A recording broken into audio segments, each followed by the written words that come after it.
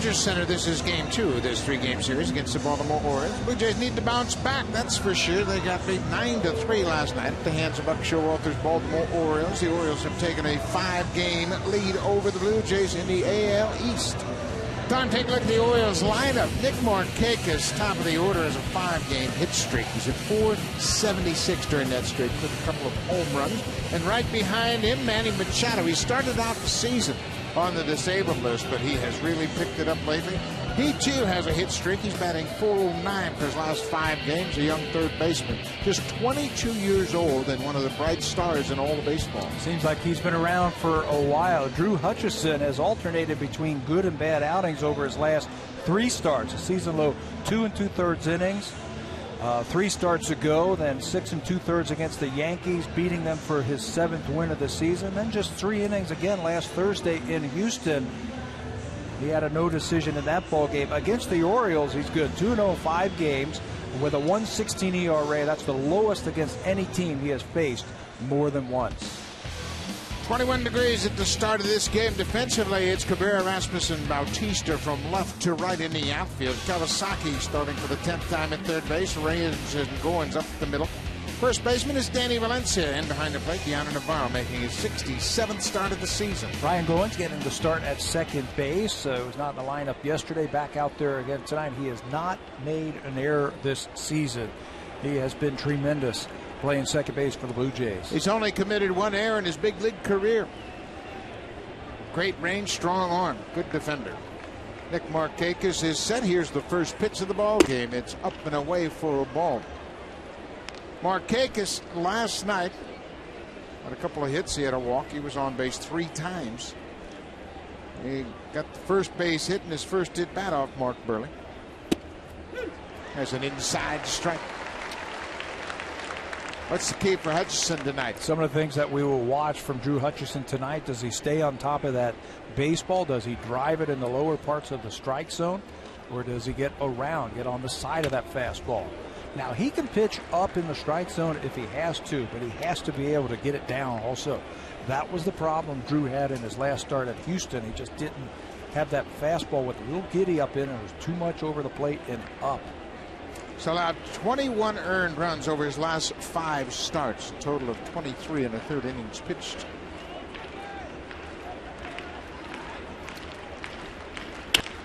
On the ground.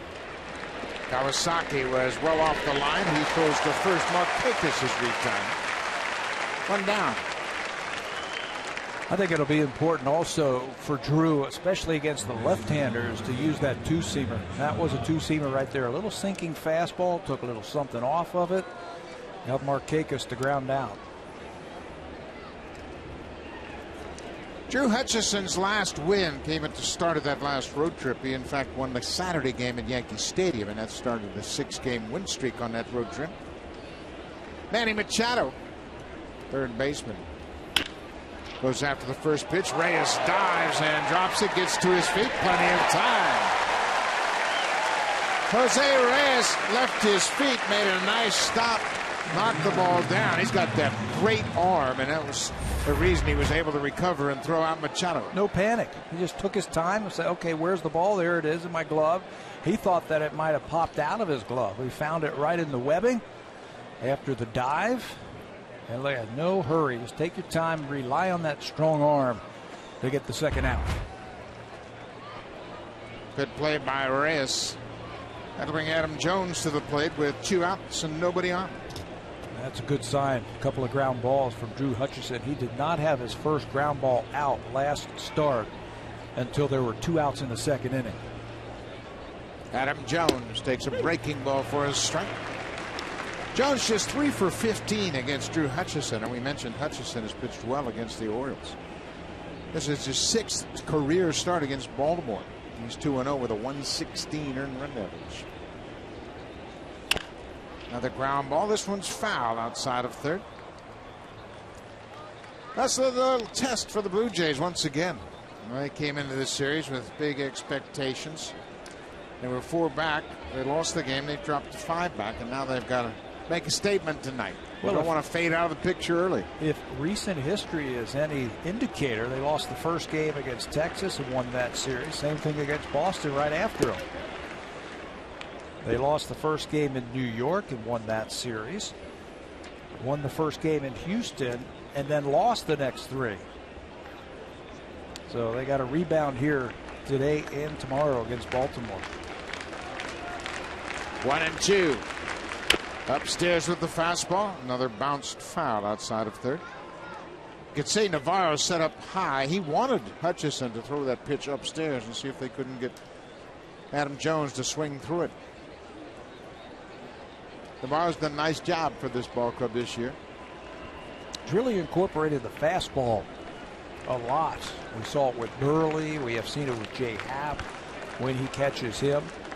Marcus Stroman, he's locked up a few batters with his fastball. Would you characterize Navarro as an offensive catcher? Well, the way he's swinging the bat right now, I would. Yeah, oftentimes offensive catchers are breaking ball catchers. They like to call the breaking ball. That's not the case with Navarro. There's another fastball to prove the point. Yeah, a lot of offensive catchers will call a game as if they were hitting. And you know what? JP Arencibi did that his whole career. He always went to the breaking ball. When in doubt, he was going to the breaking ball. Because he had trouble hitting the breaking ball as a hitter. Here's the slider. And a good one. Jones reaches for it. Melky Cabrera on the run. He'll get there. Good inning for Drew Hutchison. The off-speed breaking ball retires Jones. 3 up, 3 down. Wei-Yin Chen will take them out when we come back.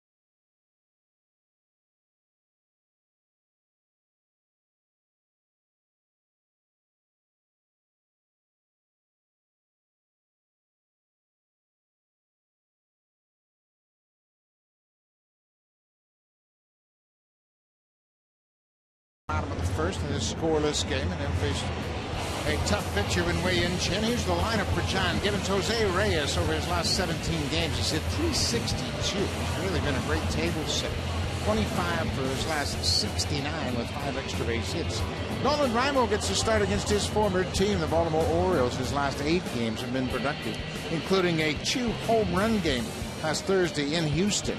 Raimo has always been a productive bat against lefty pitchers, so he gets the nod at the DH spot tonight, and he'll take on Wei-Yin Chen, his former teammate.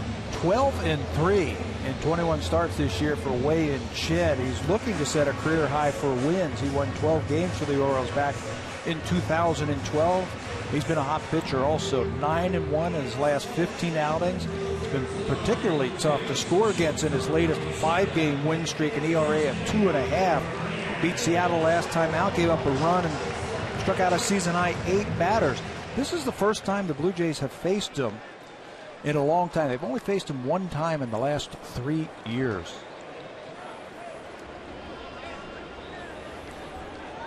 Chen is from Taiwan. He is 29 years old. This is his 3rd season with the Orioles. Misses with that first pitch to Reyes, down and away. Reyes is average up to .285.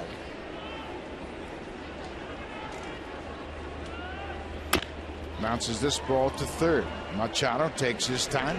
On the money, 1 down. Well, the Orioles are always known for a tight defensive ball club, and once again they have that. David Lowe came in defensively last night and made a nice running catch. A couple of Gold Glovers, Adam Jones and Nick Markakis in center and right, and some more Gold Glove infielders, Manny Machado and J.J. Hardy on the left side. Brian Flaherty gets to start at second. Chris Davis is the first baseman, and Nick Hundley starts behind the plate tonight. And we'll keep our eye on Manny Machado, the third baseman. He's already 1 for 1 with the left-hander up there. He doesn't overpower you. I think they're going to see a lot of ground balls to that guy right there at third. He's one of the best. Melky Cabrera has hit .375 since the All-Star break.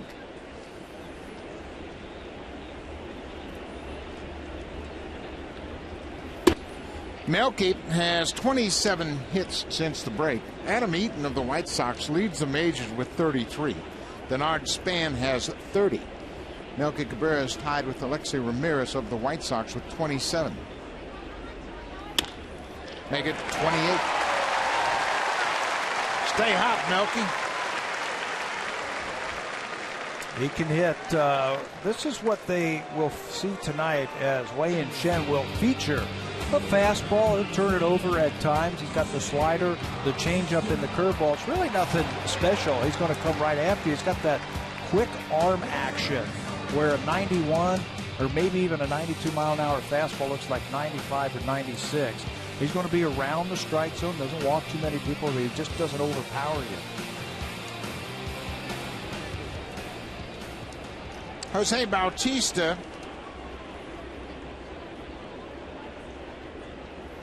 takes one inside. Bautista last night finished up with just 1 hit. He had an infield hit his final time up to get on base. Had a sac fly in the 7th to pick up an RBI, his 65th of the season.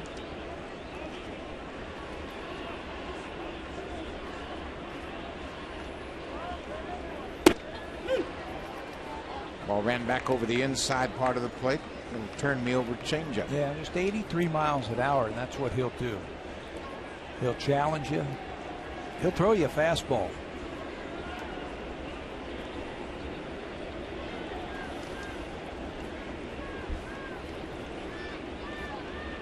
Ball on a strike to Bautista. He gets jammed and pops it up to first base. Foul territory. Chris Davis makes the catch, 2 down. That's what I mean about a fastball right there that gets on you, and he had to fight that one off. Take a look at the win leaders in the American League. Rick Porcello, boy, does he get overlooked in Detroit. He's got 13 wins, tied with his teammate Matt Scherzer. Wei-Yin Chen then with 12. He is tied with Sonny Gray. There are 6 other pitchers with 12 wins. The win totals are down a little bit this year, but the pitchers have been dominant. The hitting numbers are down across the board. Nolan Reimold, we mentioned Reimold batting against his former team. He goes after the first pitch and singles. David Lowe over quickly. Melky Cabrera will stop at second. So Nolan Reimold gets a hit on the first pitch he sees tonight. I think that's a very good game plan against Wei-Yin Chen. Like I told you, he's going to challenge you with a fastball that's not overpowering. Got to make sure it's down and it's out over the plate. You do that, I think you can have success against him. So Reimold is aboard for Deanna Navarro, who drops into the 5th spot tonight. Well, Blue Jays just haven't had any success batting with runners in scoring position. They have been in a real drought. 2 for 11 last night. They were 2 for 19 in the series last 3 games in Houston. They have been outscored 26-7 in this 4-game losing streak, and a lot of that has to do because they have not hit with runners in scoring position. First pitch strike. Yeah, they've had plenty of opportunities. They had base runners on all night. They just haven't been able to come up with a big hit. Last night they stranded 10. 2 for 11 in that game, as we mentioned. Deanna Navarro has been one of the best clutch hitters for the team all season long. No matter where he hits in the lineup, he seems to be able to deliver key hits. Right hand and left hand, it doesn't matter.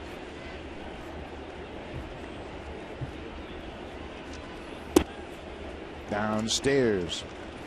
Navarro for the season has hit .313 with runners in scoring position.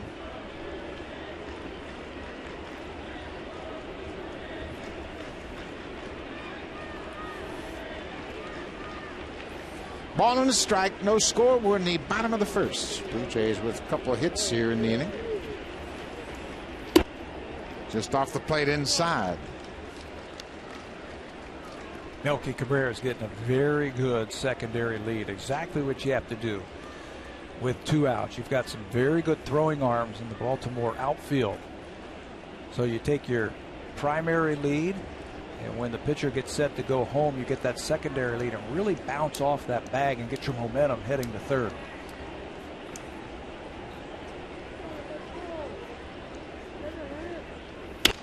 There's a little flare in the right. Markakis broke back. That's going to drop. Melky Cabrera is going to score. Raimo will stop at third. And once again, Deanna Navarro delivers a clutch hit. Drops it in front of Markakis, and the Blue Jays have taken a 1-0 lead. Markakis had to lay back on that ball. He didn't want to play a single into a double, so he had to lay back. Fastball, inside out swing by Navarro. Because he didn't want to chance it this early, he backs off on it, plays it on the big hop, and that allows Cabrera to score and Raimo to go first to third. Boy, Navarro has been doing a good job. That's his 48th ribby of the season. Markakis, like he took one step back, and that allowed that ball to drop in front of him. So the Blue Jays take an early lead. Nolan Raimo at third. Navarro at first for another former Oriole, Danny Valencia.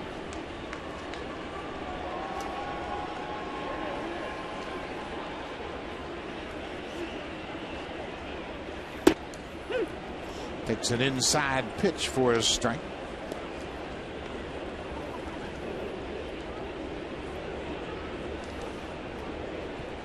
Numbers with Kansas City and Toronto for the season. It's at 288. But he has been terror on left-handed pitching. 343 for the season. Bounces this one through the hole, and he delivers. Raimo comes in to score. Valencia picks up the RBI.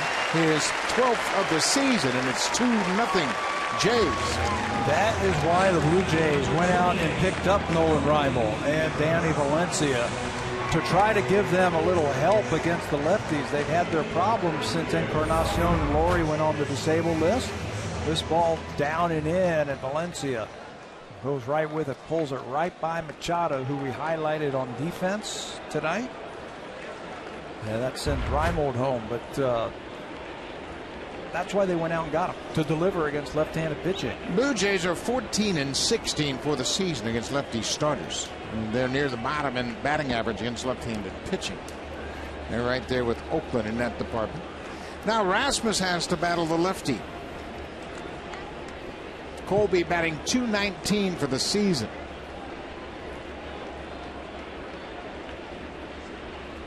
Two outs.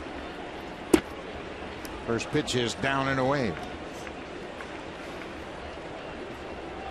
Rasmus has hit .161 against lefty pitching this season. He's 9 for 56. Two of those 9 hits have been home runs.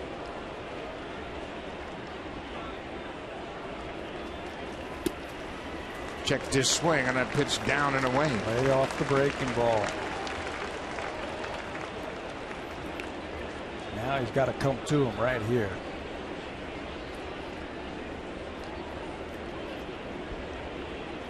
Rasmus has homered against Dallas Keuchel and Cole Hamels this year. A couple of lefties.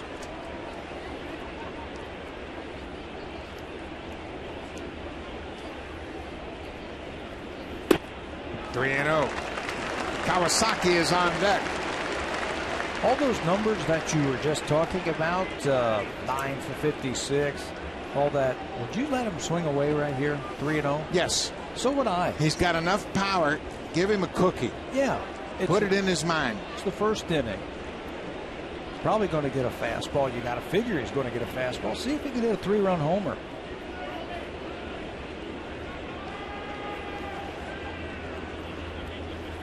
Looked like he had the green light. Wasn't close. He'll take ball 4.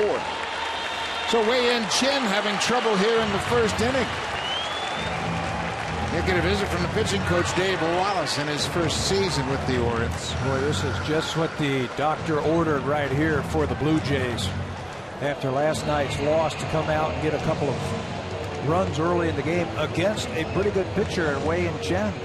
Wei-Yin Chen has pitched well on the road this season. Look at his record. In 9 road games, he's got a 3-1 record. His ERA is respectable. Whip just a little bit high. Look at the run support there. They have really scored a lot of runs for him on the road. But his last 2 wins, he beat Oakland in Oakland, and he beat the Mariners in Seattle. His last 2 wins on the road. Those are 2 tough ballparks for opposing pitchers. And he gave up 3 runs total in those 2 games against Oakland and at Seattle. 6-1 record, 8 runs to work with. Bases are loaded. Navarro's at third. Valencia's at second. They both had RBI singles, and Rasmus walked. Munenori Kawasaki makes the ball in the dirt.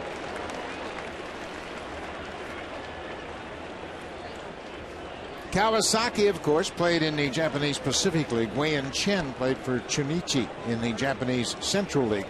They did not have interleague play. They only meet in the postseason, so they haven't seen a lot of each other.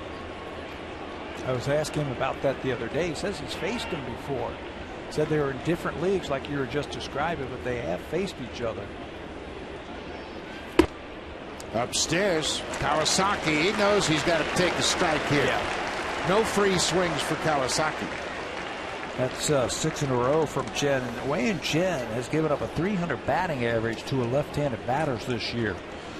He does not look very comfortable trying to throw that fastball against the lefties.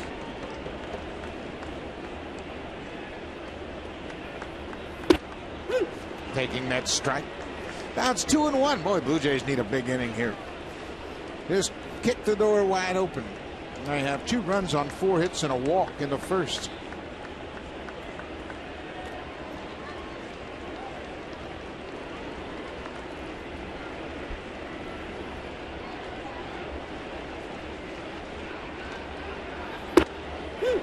Oh, borderline pitch. Might have been outside. So now Kawasaki has to battle. According to Pitch Tracker, the number 4 pitch was about in the same spot as the number 2 pitch.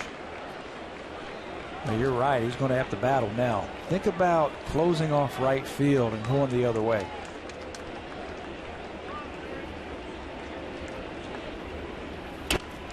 He does just exactly that. He fights it off. Kawasaki with 8 RBIs. And he's not a run producer, obviously. He's a utility man. Has been called upon to play a lot with the injuries to Laurie Reyes last year. He's filled in all over the place and done a nice job. Been a struggle lately for Kawasaki. Just 3 RBIs in his last 13 games.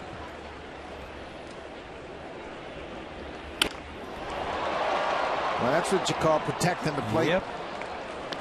Good breaking ball from Chen, and you just foul off a tough pitch. The outfield is very shallow right now with Kawasaki at the plate. So you can see the Gold Glover in center field, Adam Jones, very shallow.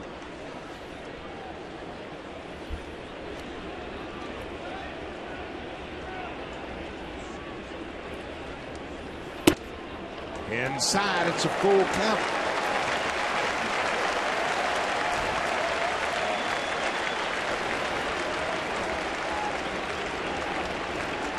Two runs in. Navarro drove in the first run. He's now at third. Valencia drove in the second. He's at second base. And Colby Rasmus walked with 2 outs. The bases are loaded. Full count. Those runners will be off on the pitch. Ryan Goins, the number 9 hitter, is on deck. Fouls it off. Kawasaki last season on the 25th of September in Baltimore had a career-high 4-hit game. He went 4 for 5 with a double. He also had a walk-off hit against the Orioles right here, and that elicited the old famous "I am Japanese" interview post-game. That was off of Jim Johnson, a gapper to left center field for a Blue Jay win. Another full count pitch. Another foul.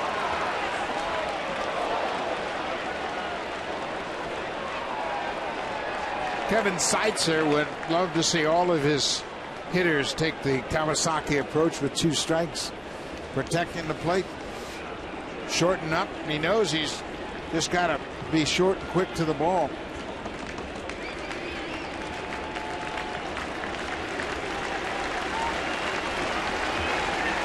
This will be the 10th pitch of this at-bat.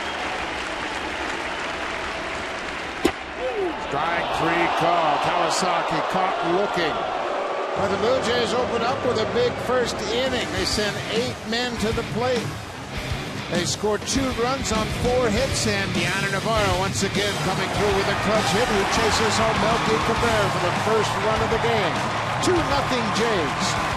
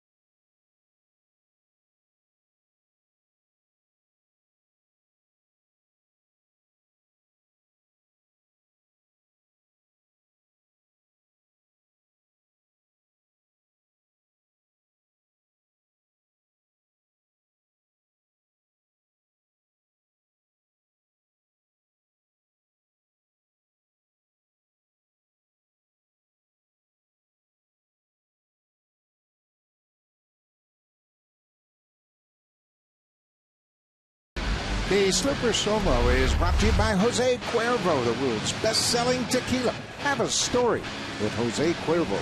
Danny Valencia versus the left-hander. He is looking for the ball on the inner half and actually gets one from Ray and Chen, and it's down. He's a very good low ball hitter. He goes down and gets this one. Tops it to the left side and gets it by Manny Machado. That's a good illustration on how you hit a pitch that's down and in. Got to stay on top of it. Blue Jays with a 2-0 lead. Drew Hutchison retired the side in order. Nelson Cruz. Cruz is the DH tonight. Last night he started in left field.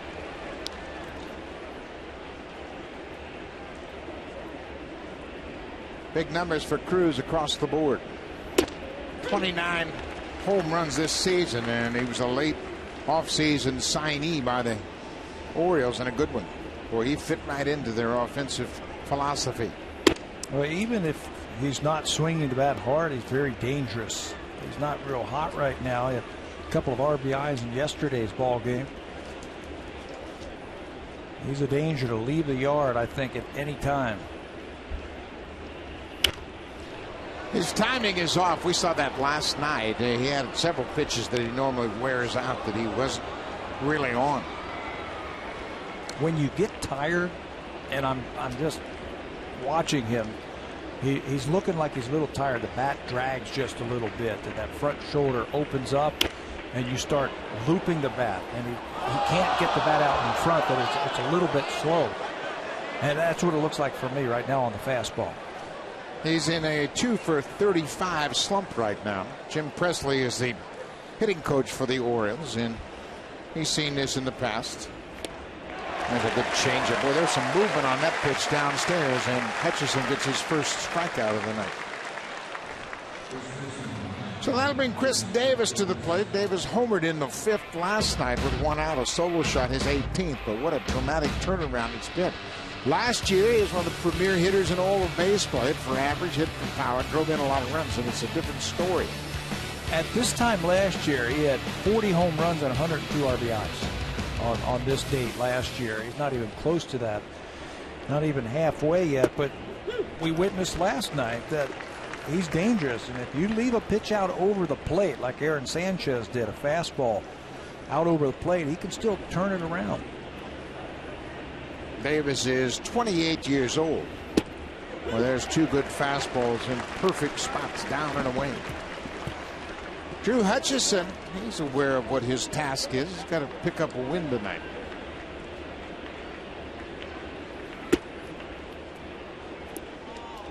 He has been alternating between good outings and bad outings. Last time out, just 3 innings against Houston. So he should be very strong for this start. There's a fly ball down the left side. If this is fair, this is extra bases. And man, oh man, that was inches from being a fair ball. Melky Cabrera was out of the picture. I mean, he was way over in the alley in left center. He's looking back now saying, Davis, don't hit one down there again, will you? I don't want to get my sprints in this early. Watch that ball fading. And you're right, just about 6 inches outside the foul line. This is where the Blue Jays have got to have a game plan. What they want to do with Chris Davis with 2 strikes. See, Cabrera, he's not quite as far into the alley as he was on that previous pitch. He's backed over toward the line a bit. Rasmus is straight away in center. Same for Bautista in right.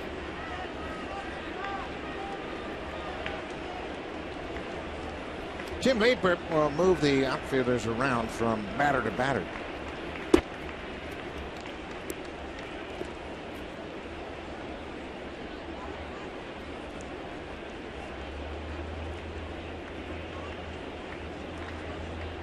Here's Jose in right field. Standing right behind Ryan Goins, who's in that shift. I think the feeling right now that Jose's thinking, if anything that's hit hard that's going to be over my head, it's probably going to go out of the ballpark. Davis has a tendency of topping, getting on top of some pitches and creating top spin on balls to right field. This ball is drilled to left, and that's going to go out to left field. Second deck home run for Davis. His second home run in as many games, his 19th of the season. Boy, he got a lot of power. He stays in a big part of the field. He can knock it out anywhere. If his home run bat starts to heat up, watch out. They moved him into the 7th slot last night for the first time. He had been slumping, like we were saying, under 200. They moved him down, and he responded last night. So they moved him back up tonight into the 5th hole, and he homers his first time up. Watch where this pitch is. Away, he stays behind it. Look at the finish, going to left field. Blue Jays have had success against Davis when they keep the ball inside, and that ball traveled right over the heart of the plate. J.J. Hardy fouls off the ball. He is behind 0-2. Davis has really been struggling to find that stroke, and that's the one that served him so well last year. That one right there, that ball that he goes away with. It's a high fly ball to center. Rasmus backing up a few steps. 2 down.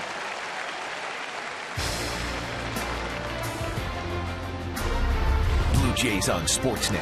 Brought to you by the 2014 Honda Civic, Canada's best-selling car 16 years in a row, and the official vehicle of the Toronto Blue Jays. And by Home Hardware, homeowners helping homeowners with expert advice. Beautiful evening in Toronto. Chris Davis has put the Orioles on the board with his 19th home run of the season. Drew Hutchison gets ahead of David Lowe, who gets the start in left field tonight.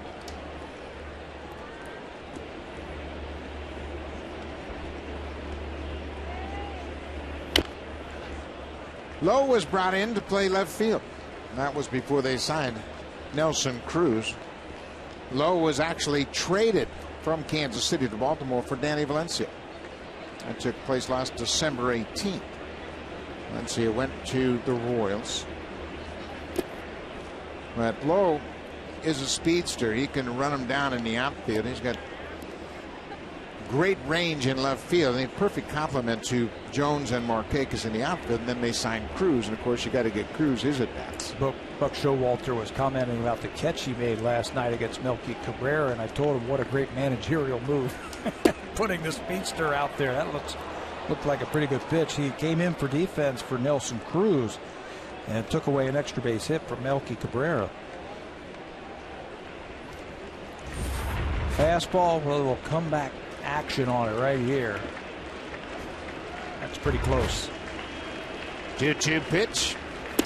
Cut on and missed. Low strikes out. The Orioles get on the board. Chris Davis with the solo home run. And the Blue Jays have a 2-1 lead. Ryan Goins will start things off when we come back. Then Jose Reyes and Melky Cabrera has singled and scored already tonight.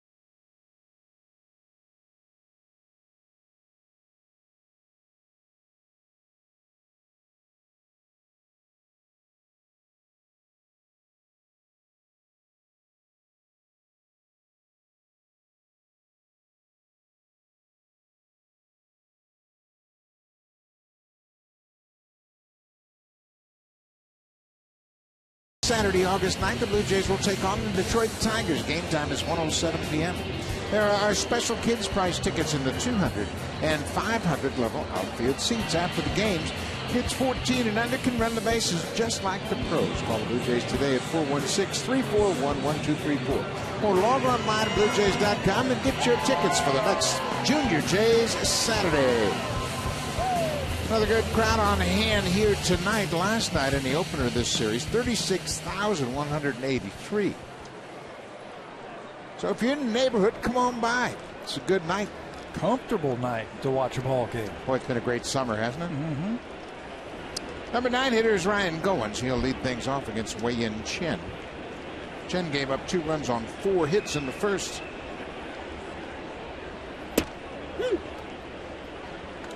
Goins entered the game last night as a defensive replacement and picked up a base hit in his first at bat. He went 1 for 2, scored a run in the 7th.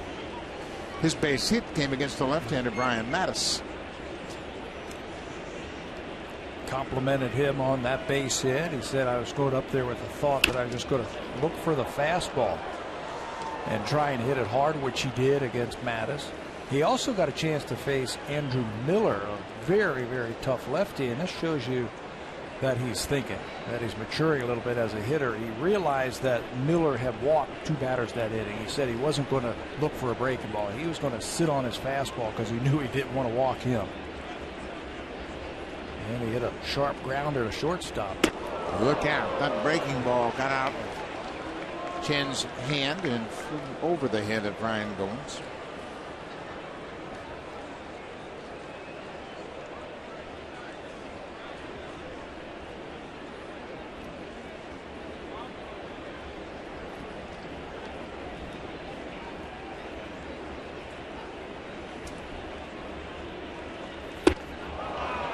Fastball down and away. Goins strikes out.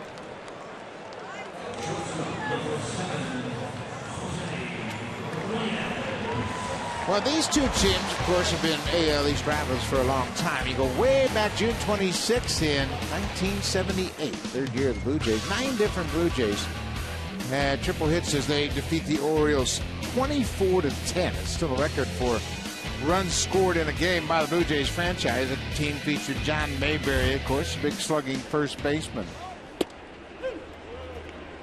The Orioles used 2 position players to pitch in that game. Larry Herndon and Elrod Hendricks both pitched in that game to close it out. 9 players yeah. had multi-hit games. Looked more like a football score to me. Well, speaking of pitching, how about Adam Dunn pitching last night? Got into a ball game pitching for the White Sox. You know how all players think they can pitch, of course. No, hitters think they can pitch, right? I'll tell you what, I would have loved to have pitched, but there was no way I was going to go out there without a screen. and until they allow that, there's no way I'd stand on that mound, I'll tell you. It's really close, that's for sure. And there's a lot of good hitters around baseball. 1-2 to Reyes. He golfs this one, but that's foul down the left side. How did Adam Dunn do last night? Do you have those numbers? I think he did okay. He is a big slugger, of course, and he's one of those guys that, you know, I'm sure he went up to his manager and say, you know what, if you need somebody to pitch in this game, I'm available. Well, the White Sox have been giving up a ton of runs lately. I think they gave up 16 last night and 16 the other day to Minnesota. Strike 3 call, and Reyes knew it. Back-to-back strikeouts for Chen here in the second. Again, he doesn't throw that hard, but I think his arm action, the way he delivers the ball, makes that 91-92 look like 95-96. A lot like Jay Happ. You know how Jay can use that fastball and buzz it by those hitters? Chen does that to Reyes. That's 3 strikeouts in a row. Got Kawasaki with the bases loaded and the first, then Goins and Reyes. Melky Cabrera. He singled in his first at bat, came around to score the first run of the game. To give you an idea, Adam Dunn gave up 2 hits and a run in the 9th. Well, that's not too bad. No, it's not. He's got a 9 ERA. 2 outs. Blue Jays have a 2-1 lead. Melky Cabrera shoots this one into center field. Jones is going to try to cut it off. He does. Melky's headed for second. Here's the throw. It is not in time. Melky Cabrera 2 for 2.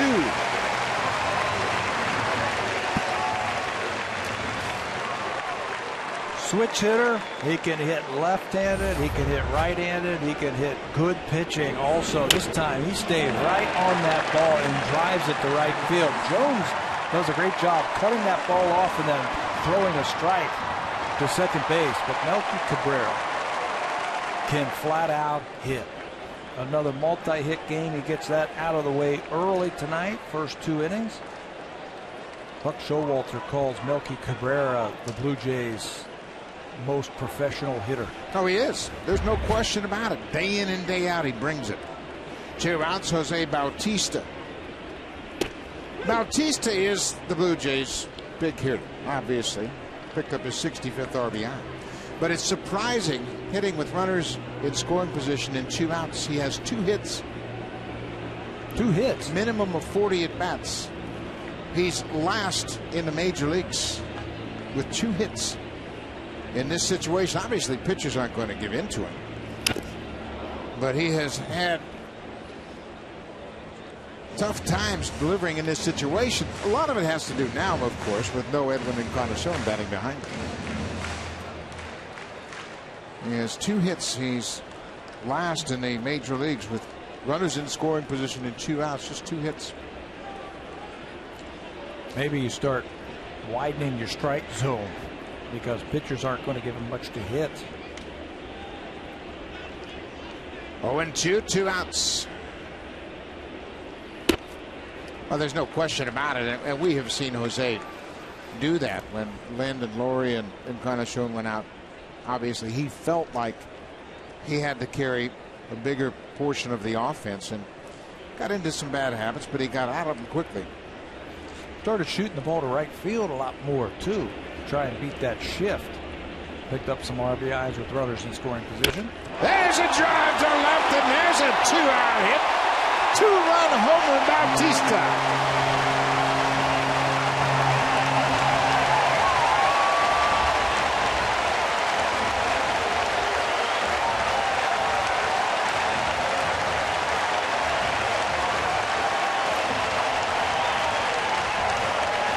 Oh my. That distinctive sound when you connect. There is no doubt about that. Ball on the inner half. It looked like he was trying to slip a ball by him, and Jose says, not so fast, Wei and Chen. I've got something for you. For Bautista, his second home run against the Orioles this season, his 19th career home run against Baltimore. And that is a no-doubter.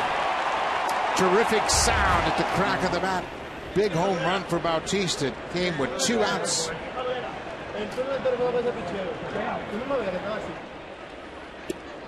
Nolan Reimel singled his first time up. Jose all over that. Doesn't hook that ball. A lot of times you'll see from the left hand of that ball in the inner half, righties will go around the ball and hook it foul. That time he stayed inside. Kept his hands inside the ball and drove the ball out of the ballpark to left field. Boy, he's quick inside. Home run number 22. RBI 66 and 67 for the right fielder.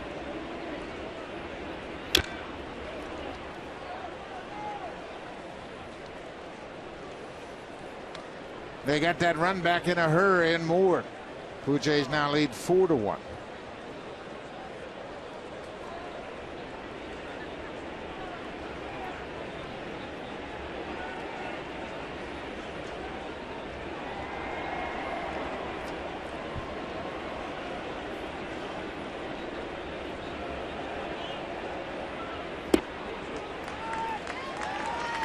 Bautista had a first-inning home run last Thursday in the opener of the Houston series. That was his last home run. He also homered in the first inning against Hiroki Kuroda in New York in the opener of that long road trip.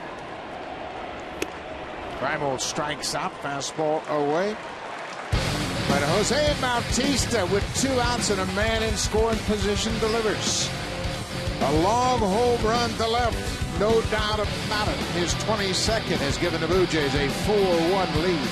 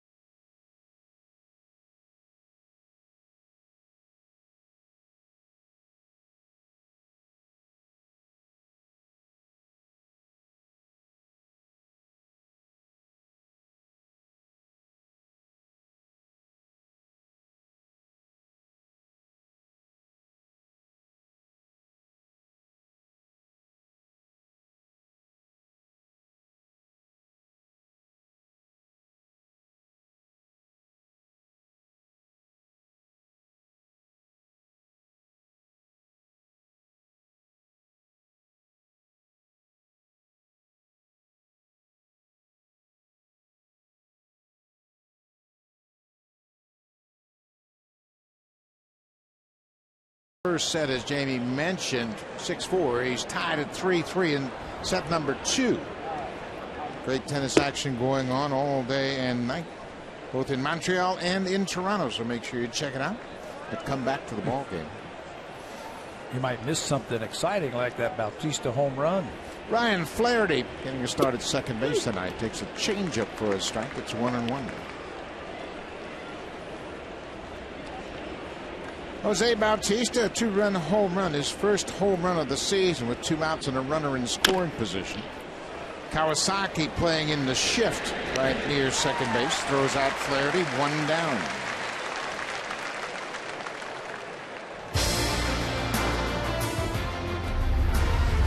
Blue Jays on Sportsnet. Brought to you by the 2014 Honda Civic, Canada's best-selling car 16 years in a row, and the official vehicle of the Toronto Blue Jays.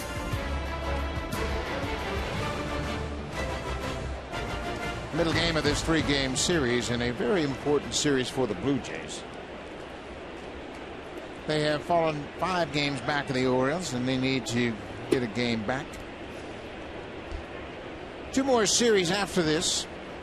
1 in Toronto, 1 in Baltimore, and a series finale game tomorrow. Nick Hundley pops it up on the infield. Valencia, the first baseman, backing up. He gets under it, makes the catch. 2 down. Valencia starting for the 3rd time at first base. He looks good at first base. First base is not an easy position to play if you're not used to it. You're involved in a lot of plays, a lot more plays than you think. You got the pickoffs from the pitchers, any ground ball, you're going to be dealing with it, and he's handled it nicely. His primary position is third base, and he has played first base for the first time with the Blue Jays in the major leagues. Played some in the minor leagues. Nick Markakis, the leadoff man, grounded out to Kawasaki at third base, his first time up.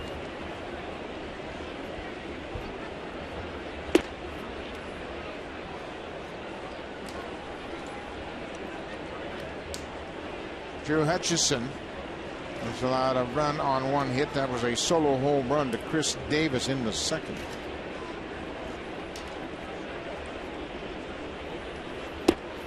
Good fastball and a good spot. Well, I like what Hutch has done right here in this inning. Blue Jays got that run back and 1 more from the home run from Bautista. He's come right after the Orioles here. Quick outs. It's the game within the game. You score 2, you want to put up a 0. Keep the momentum on your side of the diamond. Hutch knows that. He's a pretty heady young guy. I think he's just 23 years old. And he's a very serious guy when he takes the mound. He loves to work at his trade. And he takes a lot of pride in being part of this rotation. Breaking ball is bounced in the dirt. Markakis lays off.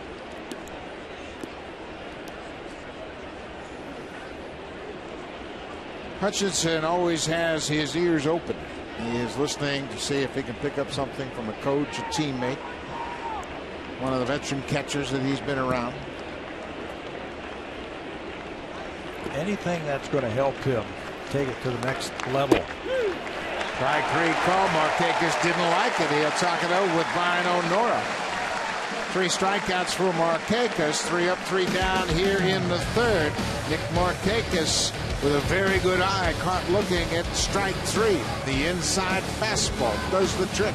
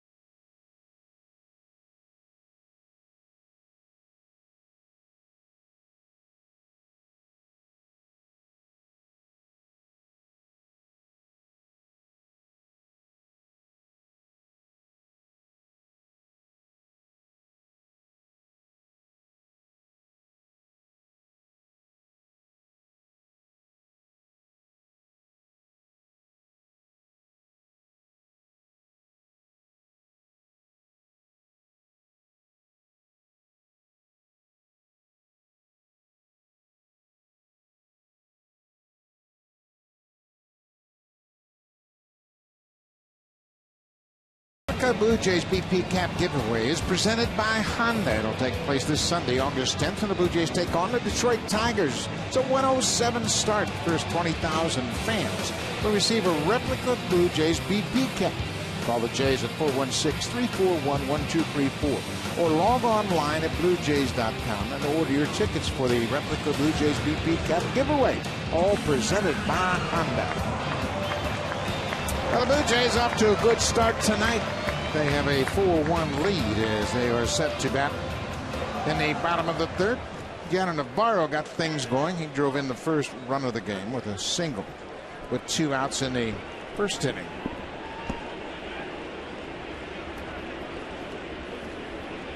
It'll be Navarro, Valencia, and Rasmus against Wei-Yin Chen. Gannon goes after the first pitch, hits it into foul territory. Plenty of room for Davis. Navarro's down. 1 pitch, 1 out for Chen. He has sorted things out a bit after a rocky first inning. He gave up 2 runs on 4 hits and walked the batter and left the bases loaded in the first. He struck out the side in the second inning. Unfortunately for him, though, a hit and a bomb. He gave up 2 more runs. A double and a home run.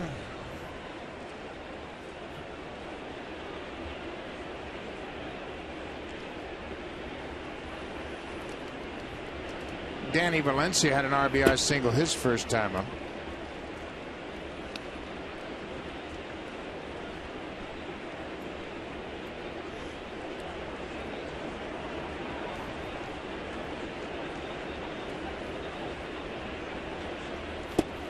That's good breaking ball. Late breaking ball broke down and underneath the bat of Valencia. We mentioned Valencia, 343 average against lefties this season. He's hit 333 against lefties for his career. That breaking ball's coming into him. And that's a pitch that he can really handle. Drives this ball down the right side. It's deep, but it's going to slice out of play. We've seen him go the other way a couple of times. And he's got the reputation of being a pull hitter. But in the Houston series, he got an opposite field base hit. A little bit late on a fastball, and he shot it to right field that time. Same thing right there against Wei-Yin Chen.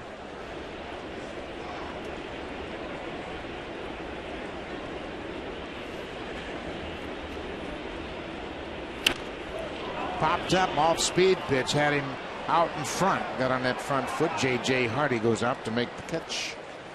2 pop outs here in the third.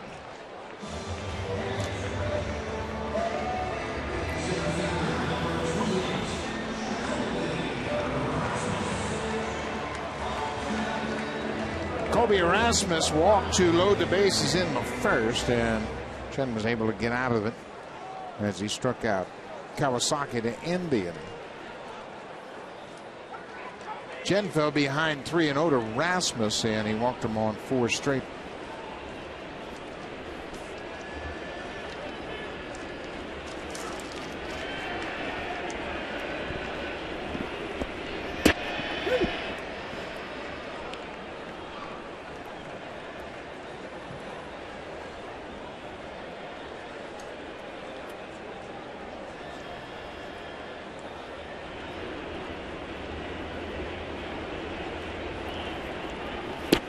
Breaking ball. It's 0-2.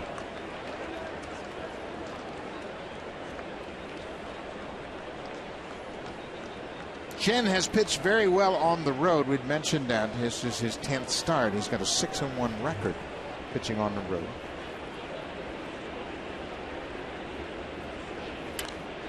Tried to sneak that fastball by him. He hit 95 with that last pitch, and it's a pretty firm fastball. For him, he's usually around 91 or 92 miles an hour. You mentioned the 6-1 on the road. ERA is really good too. Good at home and good on the road this season. Breaking ball off the glove of Hardy.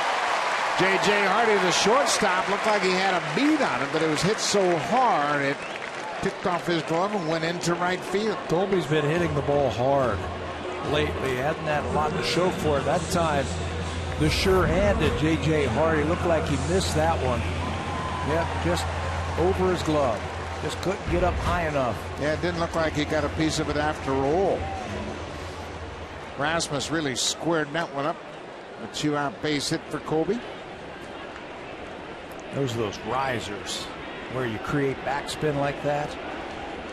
Just couldn't get it airborne enough.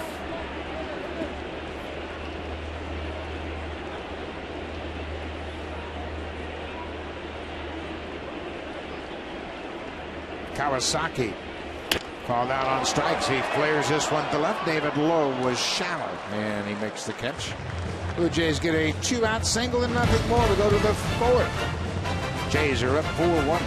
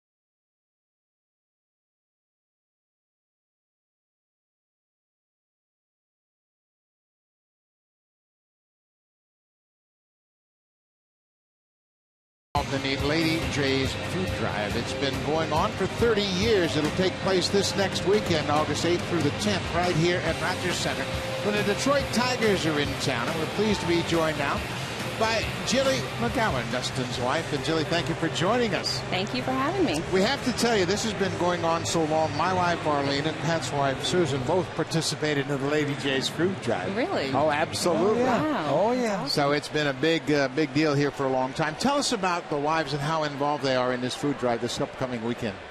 You know, this is our biggest charity event for the year as far as the wives go, and we're all really excited, and we all really get really involved, and we all show up, and we sit at the gates, and we meet the fans, and we take the non-perishable food items, and it's just something we really enjoy doing.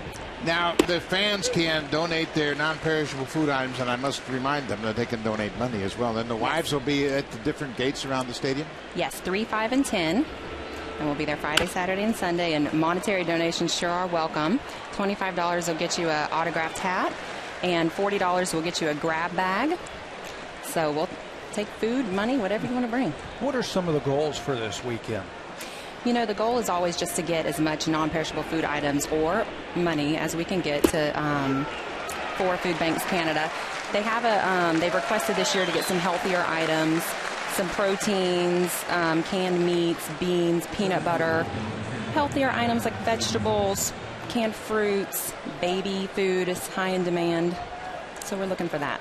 So Pat's popcorn won't be high on the list for you this year, huh? If it's not popped, that's non-perishable. Popped. So I better eat it before I send it in. Food Banks Canada serves 850,000 people, and they do such a terrific job. And I think that's the goal of the whole effort, is to make sure that we try to eliminate hungry people in Canada. Right, exactly. How do you feel now? The wives, I know, they must be as excited about the players as the way things are going for the season this year. You know, it's been a fun season. It has been fun to watch, and we've all been enjoying it for the most part. Of course, you and Dustin have been around here a long time, and the wives always get involved, and they've been doing such a great job. And how has that community come together? Because now you've got some older wives, and the kids are getting a little bit older, so I'm sure the commitment is a little more dear to your heart.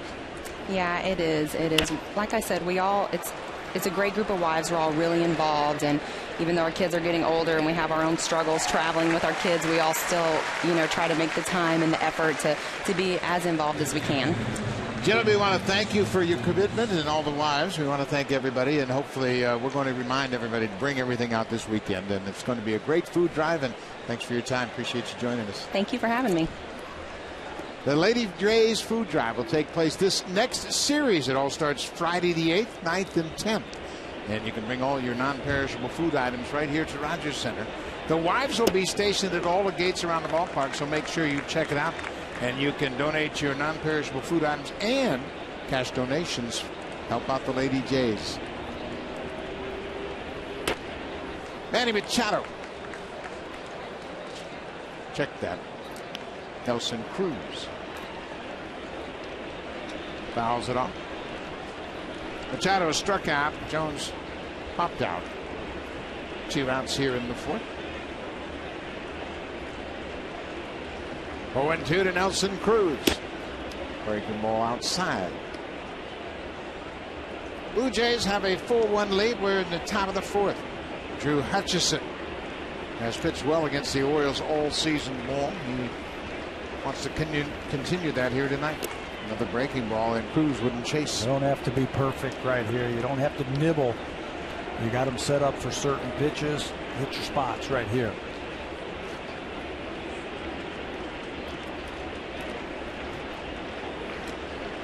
Blue Jays have a 3-run cushion. Here's the 2-2 pitch. He's missed 3 times in a row with that breaking ball, trying to really overspin that ball to get the strikeout. Cruz has seen that same pitch and laid off. Chris Davis on deck, homered back in the 2nd.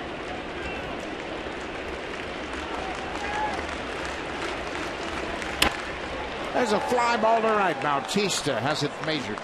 Comes in a couple of steps. Good inning for Hutchison. 3 up, 3 down. He's retired 8 straight. Blue Jays will bat bottom of the 4th with a 3-run lead.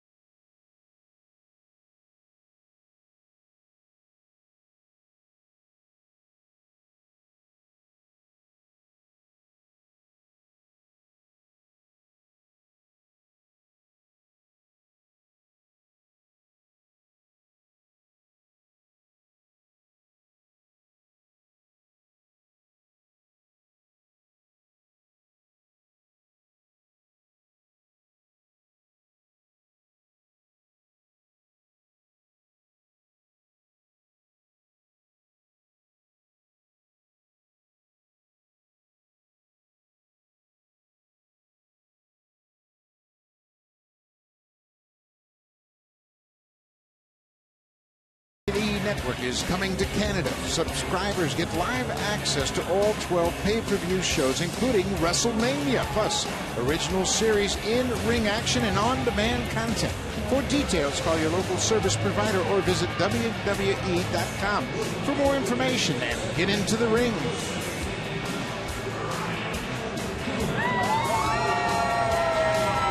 Well, that has become the destination here at Rogers Center, that center field, outfield area.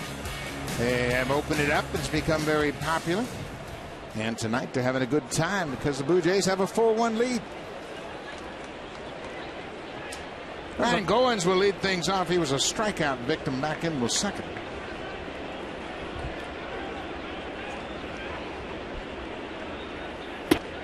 Inside. That was a nice visit from Jilly McGowan, wasn't it? Yeah, it's a very good event. As we mentioned, our wives both participated in it many, many years ago. It's been going on for 30 years. It's the longest charitable initiative of the Blue Jays. and they do a terrific job. Wives getting involved. And the one thing, too, if you're not able to come down to Rogers Center over the weekend and participate personally coming to the Rogers Center, you can log online to Food Banks Canada and make cash donations that way, and you can feel part of the effort over the weekend. But we want to congratulate all the Lady Jays wives for all their great efforts. Rowan shoots that one into the seats. Heads up.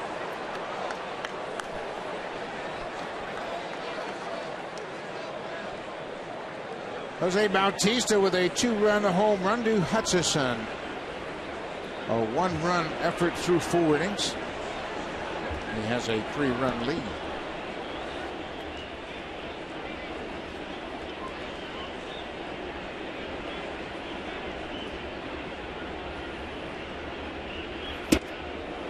Good fastball going. Strikes out for a second time. That's 5 strikeouts for Wei-Yin Chen. Chen comes from Taiwan, and he has participated in 2 Olympics. 2004 in Beijing, 2008 in Athens, and Taiwan is a big baseball country. They have represented themselves well in the WBC in the past. And of course, Chen Ming Wong is a most well-known pitcher of the Taiwanese players. He's having a fine season. I mean, he really has. 12-3 coming in this game with a very good earned run average under 4. I think anything under 4 in the American League East is pretty good. Well, that was a good changeup right there. Turned that ball over, had some late sink.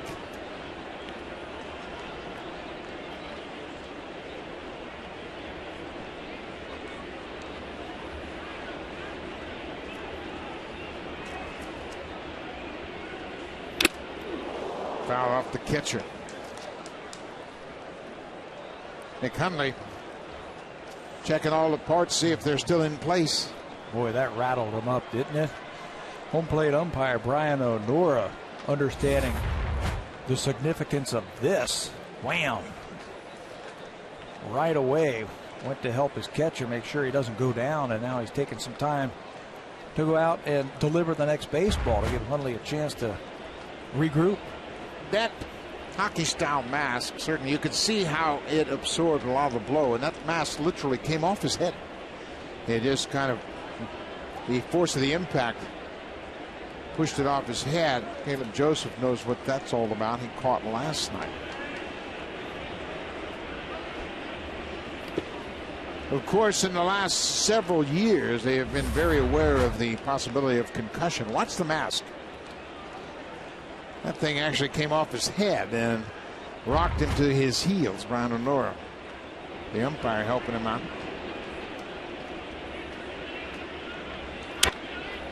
Hot shot foul. There are many discussions about the hockey style catcher's mask. Some catchers choose to wear them. Others feel like it doesn't provide the kind of impact protection that the conventional catcher's mask does. If I were involved with youth baseball, I would insist that the catchers use the hockey style mask just for the great coverage it gives you.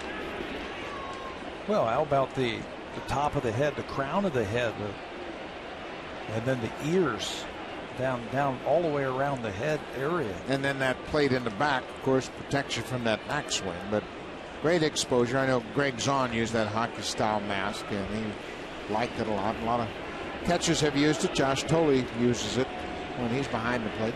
So simple, something simple like a foul ball. They're finding those little foul tips, the concussions and the problems that catchers have had with that. A lot of catchers have had to retire because of all the concussions. Mike Matheny, manager of the Cardinals, was, of course, one of the catchers that retired. Matt Walback, that caught a long time, also used that hockey style mask, and he suffered symptoms of concussions because of the repeated foul tips. Well, one good thing about the new rule at home plate, no collisions, catchers are not sitting ducks anymore. You would get guys at home plate without the baseball getting smoked at the plate. And that's one good thing I like about it. Okay. And I know you're a catcher, and I know you know that's part of the game. Reyes having a heck of a bat. I just think it takes away a big part of the game, and I think it really puts clamps on defensive catchers because that's an integral part of their game, and they can block and run off home plate. I'm not talking about blocking the plate. I'm talking about collisions at the plate, where a guy goes out of his way and smokes a guy, even when he doesn't have the ball. Yeah. That's what I'm talking about. That happens from time to time. I think they should amend it a little bit and let them block them off the plate with their leg, but I'm happy there's no collisions. If I'm not mistaken, I think Bo Jackson broke Rick Dempsey's jaw in a collision at home plate. Broke his hand. Broke his hand. That's what he did. Yeah. He broke his thumb. And I was there. Of course, is Greg's uncle. Yeah, I thought Rick was dead. Yeah, he hit him hard. He's football background, Bo Jackson, the whole thing. He went right through Demper, and his face mask went that way, his glove went that way, his thumb went another way. And that spent some time on the disabled list. Yeah. There's only one guy I was ever fearful thinking about a collision at home plate, and that was Kirk Gibson. You could hear him coming.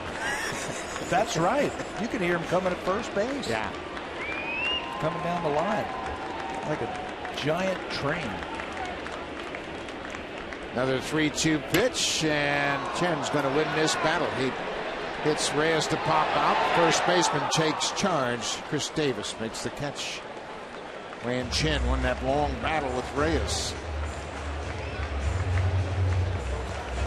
Well, Melky Cabrera will step to the plate. He's got 146 hits now. And he's a free agent at the end of this year. If I'm the Blue Jays, I sign him up right now. You are not going to be able to replace Melky Cabrera on the free agent market. Nope.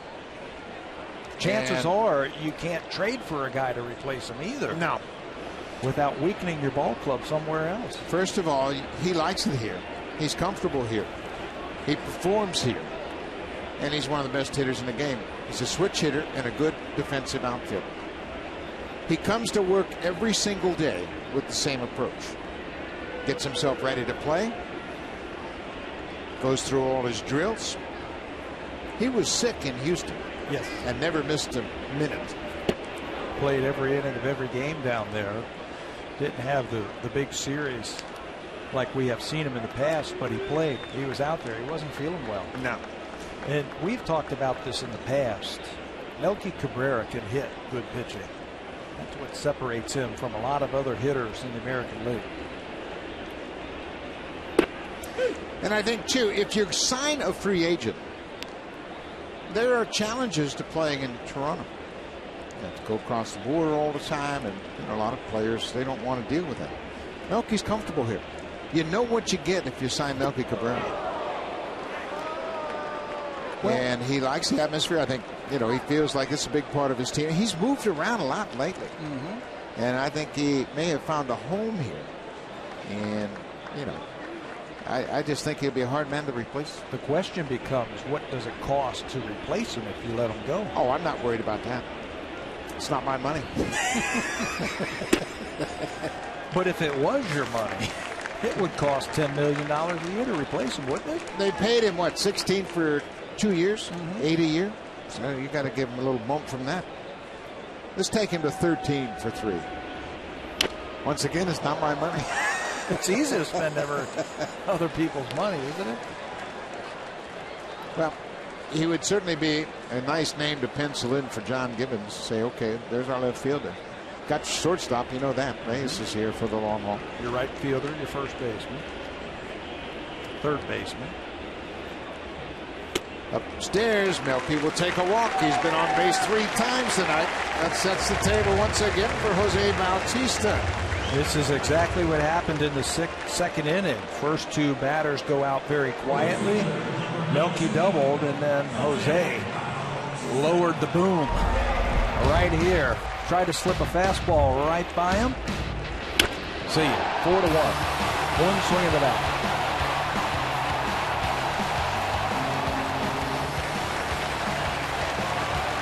Home run number 22 for Bautista. Now has 67 RBIs.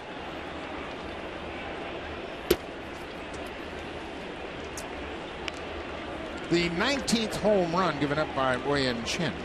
That ties him with Miguel Gonzalez for the team lead in that department.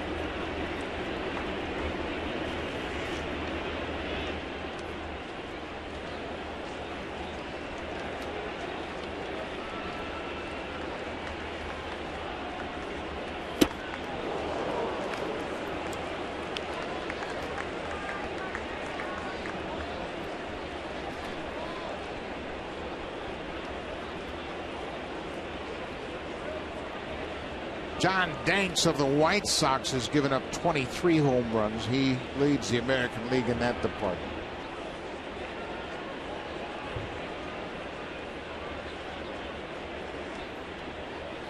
Bautista with another hit. Solid single into center. Cabrera will stop at second base. Bautista's 2 for 3. They have not been able to hit Melky or Bautista out tonight. Part of the lineup for the Blue Jays has done a lot of damage. Watch the bat come through. That stayed right through that hitting plane a long time. Another inside pitch, another base hit. So Bautista now with 2 hits, once again up to 295 for the season. But Showalter will get the bullpen going. Nolan Reimel has singled and struck out.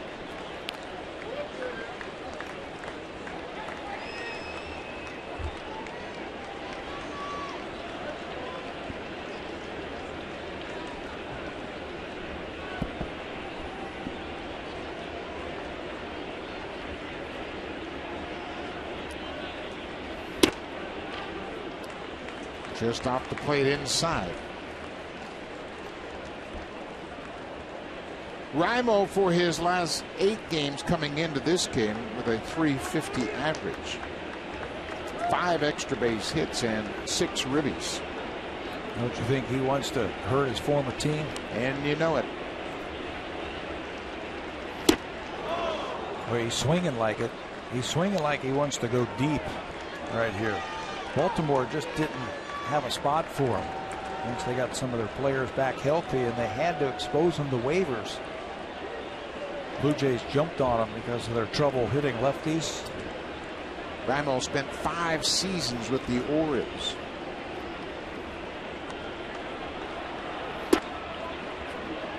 He has been plagued by serious injuries. He ruptured his Achilles tendon. He had a bulging disc in his neck.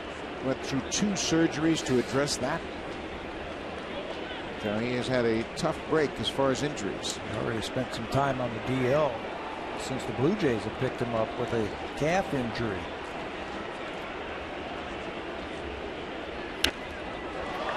Stayed back on that breaking ball and fouls it out of play. Chen has now thrown 90 pitches. Blue Jays have made him work.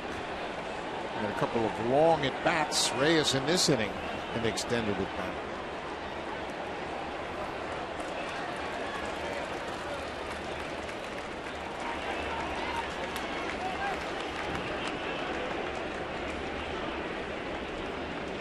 Chen is set.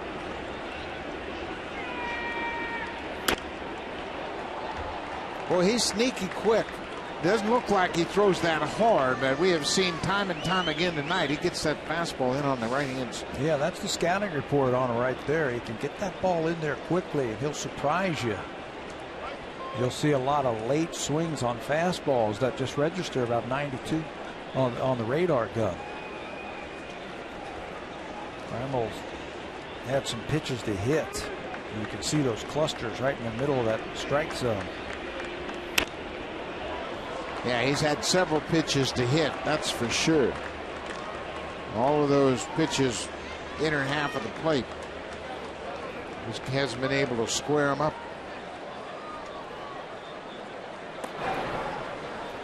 P.J. McFarland, one of 4 left-handers in the Orioles bullpen. McFarland worked the 9th inning last night.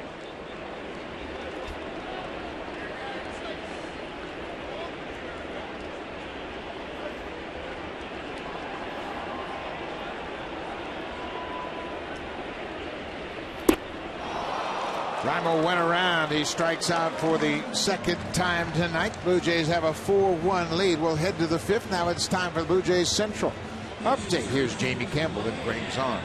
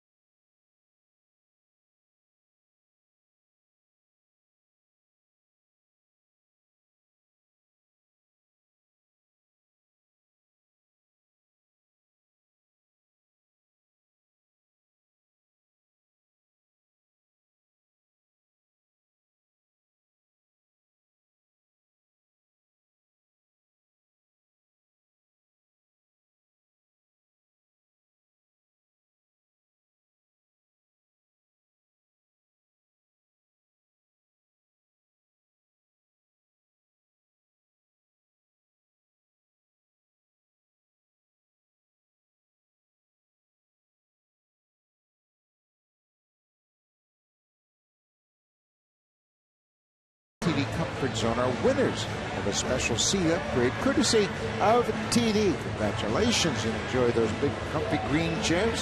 While over in the Jays Care Community Clubhouse, we welcome guests from JDRF Canada, global leader in the search for an end to type 1 diabetes. Welcome to the ballpark, and you're having a good time. Blue Jays are having a good time so far. We move to the fifth inning, and the Jays have a 4-1 lead. The Rogers Cup is ongoing. Milos Raonic won set 2 in a tiebreaker. He won the tiebreaker 7-2. They're playing now in the third set. It's 1-1 as they have split the first 2 sets. Chris Davis homered back in the second with 1 out. Part of the success that Drew Hutchison has had against the Orioles are keeping the big bats silent. This is one of them right here. Chris Davis and Nelson Cruz 4 for 23 combined versus Hutch before this ball game.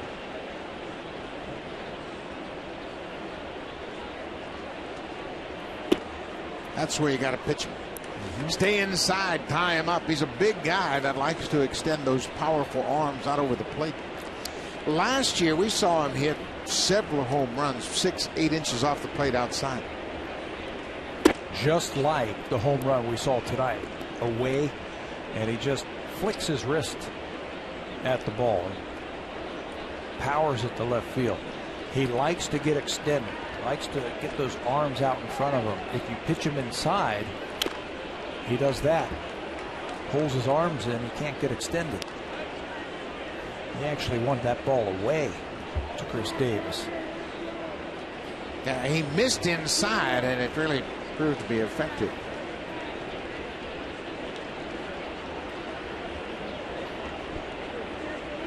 Full count. Got it. That's 5 strikeouts, 1 down.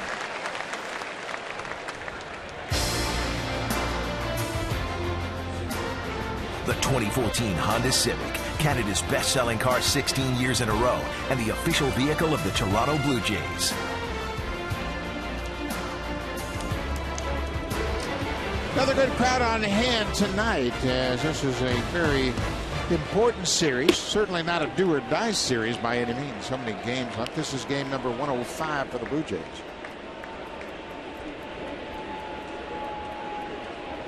I was talking to Buck Showalter about that before tonight's ball game, about this series and how many games are to go, and he says 50 games is an eternity. So much can happen in those 50 games. Big bouncing ball to third. Kamasaki quickly to first. Throws out J.J. Honey. Isn't that the truth?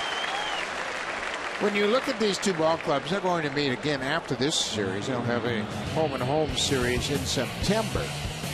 11 of the 19 so far, and the Orioles have a one-game advantage. But look how similar the numbers are across the board.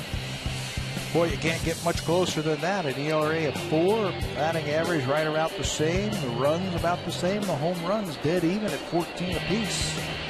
That's after 11 of the 19 meetings that we're going to have this year against the Baltimore Orioles. Last year, the Orioles won the season series 10 games to 9. They were close last year as well. And they took advantage of the home field. Baltimore was 6-3 against the Jays in Baltimore. They were 4-6 here at Rogers Center. David Lowe struck out his first time up. Well, for all of those people that are saying, well, you got to skip Drew Hutchison, he's tired. He's not tired. He's just making quality pitches tonight. He's got action on all of his pitches, and that suggests that he's got finish. And that's the last thing I think about. If I see finish, I think he's still got plenty in his tank. 95 with that fastball. So much is overblown about all that nonsense in my mind. Isn't finish the last thing that comes for a pitcher coming off of injury also? Yeah. There's a good fastball, late finish. He gets the strikeout. Lowe strikes out for a second time tonight. 6 strikeouts.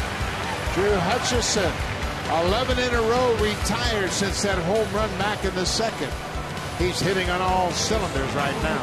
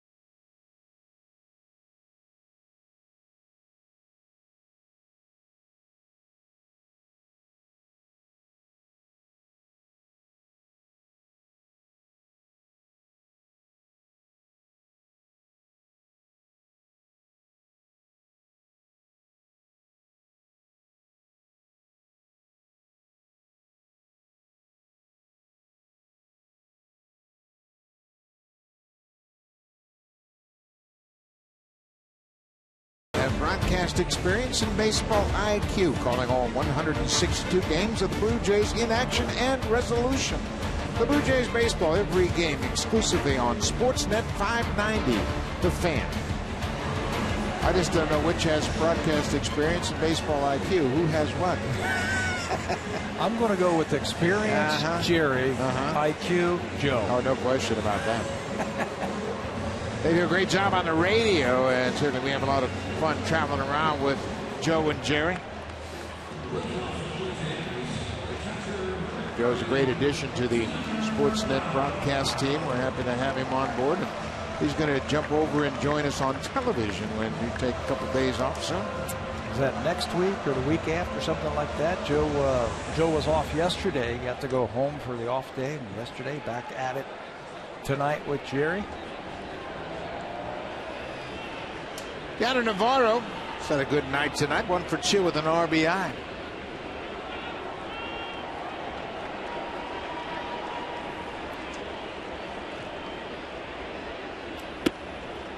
Navarro is one of the few Blue Jays that has postseason experience. 2008 with Tampa Bay, 2012 with Cincinnati, got into the division series. Of course, in 2008 got all the way to the World Series with the Tampa Bay Rays. High fly ball into center. Adam Jones moves over and makes the catch. But it's a different cap when you're playing in August and September and you got the division lead in your sights. You can play all the baseball you want, but until you've experienced pennant race baseball late in the year, when everybody's trying to knock you out of the playoff picture, you're going to have some tough games. Yeah, the bullseye on the back, that is tough. And the pressure of every pitch and every at-bat and every mistake, everything is amplified as you get into August and then certainly in September. It's fun. Yeah. It's a lot of fun, and these guys are going to enjoy it. Hopefully they'll be able to improve their position and get right in the middle of it. Danny Valencia, 1-4 chew. He drove in a run in the first.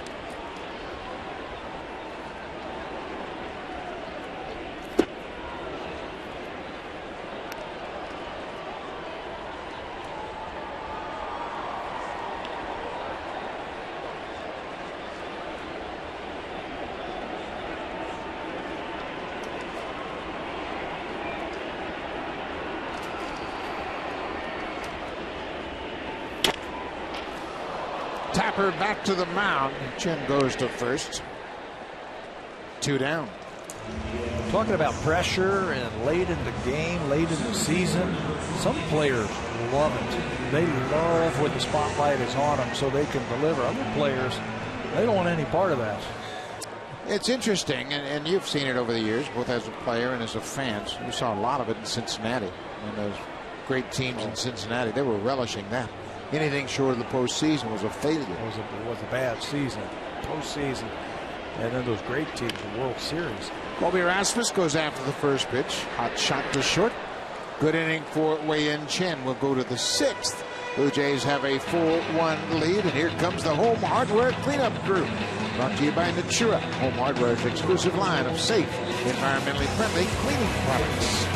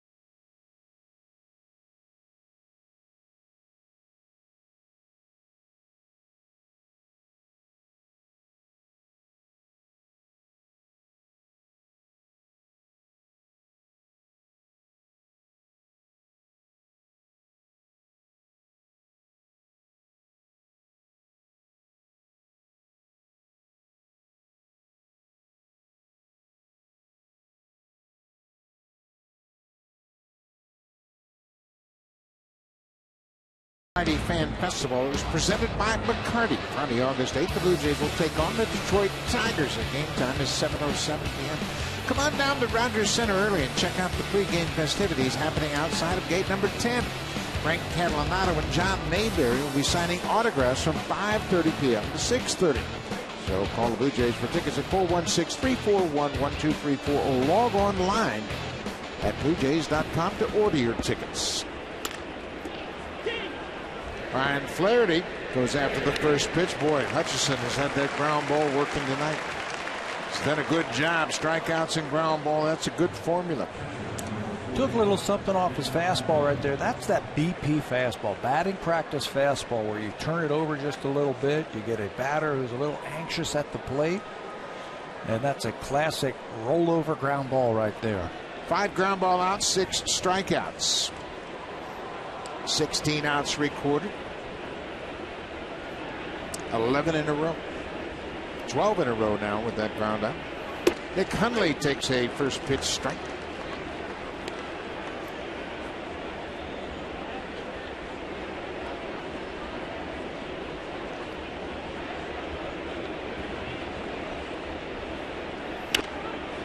Boy, Hutchison feels good tonight. He's pounding that strike zone. Working quickly. Hitting the ball, not straying too far from that pitching rubber. He's got 3 pitches working right now. His changeup, his breaking ball, and his fastball. And he is throwing when he needs a strike at will.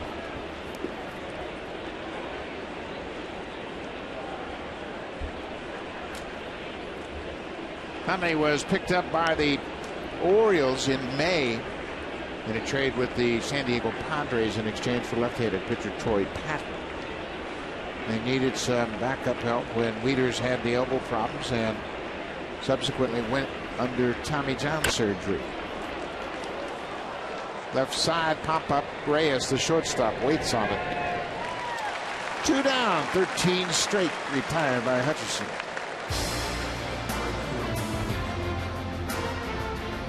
The 2014 Honda Civic, Canada's best-selling car 16 years in a row, and the official vehicle of the Toronto Blue Jays.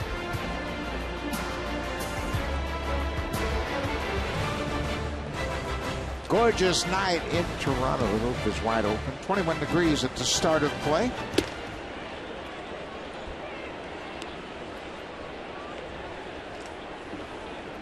Nick Markakis has gone 0 for 2 so far.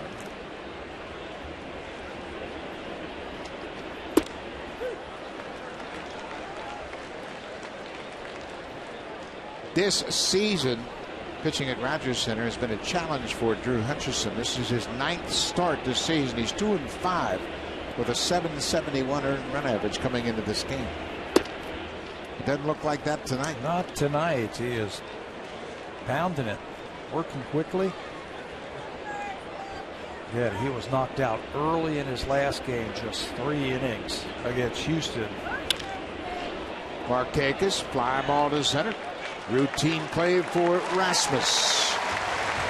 Another 3 up, 3 down inning for Drew Hutchison. He's retired 14 straight. We go to the bottom of the 6th. The Blue Jays have a 4-1 lead. Kawasaki to start things off.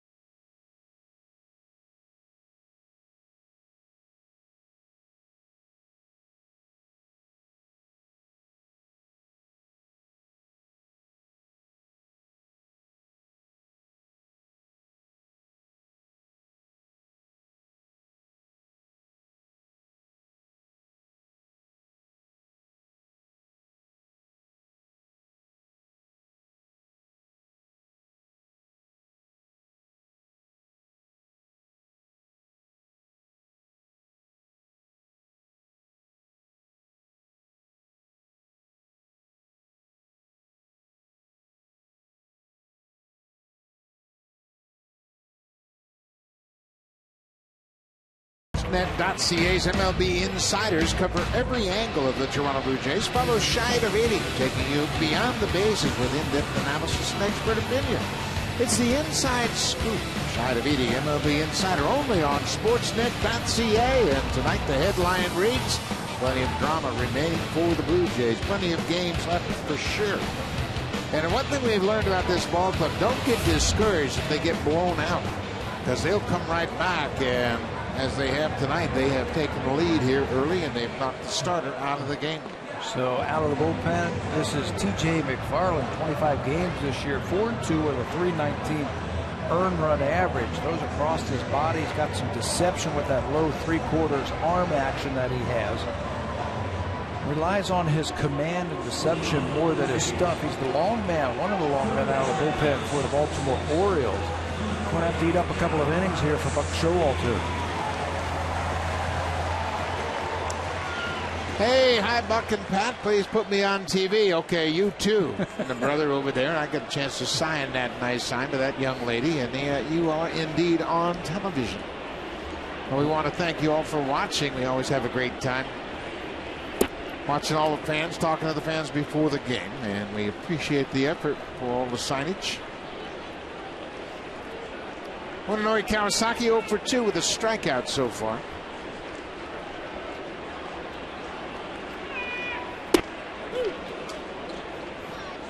They were a nice group.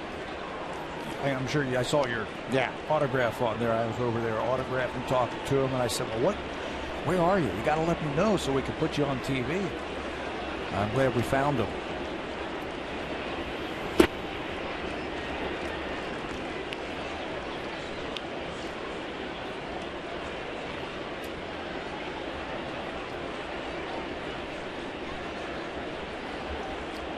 Two balls and a strike to the Blue Jays' third baseman. Up and in. 3-1. Crouches out over the plate. He's got a very small strike zone, and he understands his strike zone, his strengths and weaknesses. He's not going to try and stand up there. As McFarland takes one up and in, he's not going to stand up there and try and hit home runs. He's going to pepper the ball the other way. Bouncing ball sneaks through for a base hit.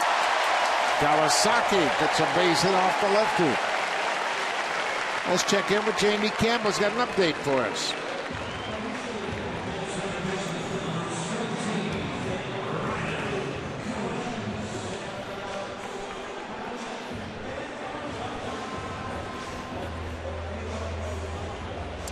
How about that? Verlander has given up just 2 hits through 5 innings. He has 4 strikeouts. Chris Capuano starting for the Yankees, and they've had to dig down deep into their reserves and gone outside the organization for starting pitching help. How about that game last night between those two teams? 12 innings, back and forth, no walks. Yeah, that was a good game. Alex Avila got the decisive hit in that inning. David Price, 10 punch-outs. Ryan Goins drops down a bunt. Nice job on a tough pitch. Moves Kawasaki to second. Goins almost snuck it by the pitcher, but he'll pick up a sacrifice bunt. Kawasaki advances. Players will sacrifice bunt practice before every game, but I guarantee you they never got anything like that. A pitch on the inner half like that to Ryan Goins. He's got to pull the bat back and somehow gets it down and gets the sacrifice. Good effort. Job well done. So Blue Jays have another runner in scoring position.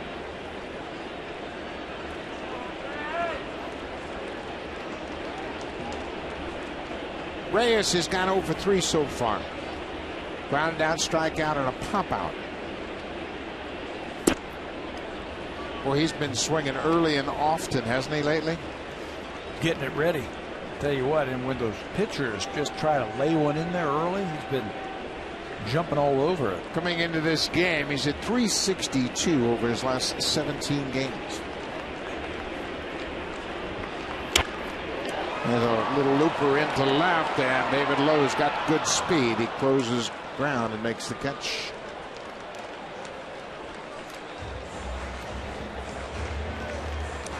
So here comes Melky Cabrera, one of the hottest hitters in the game.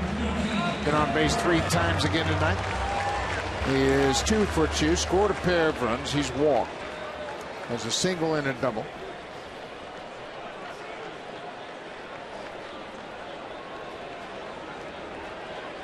Cabrera now tied with Nick Markakis with 43 multi-hit games.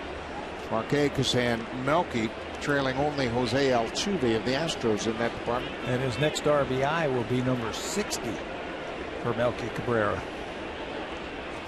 What a season he's put together. And he has a couple of new agents. He is a free agent at the end of this season. He'll have over 8 years, almost 9 years of Major League service after this season. He's not 30 yet, is he? He'll turn 30 on the 11th. A couple more days.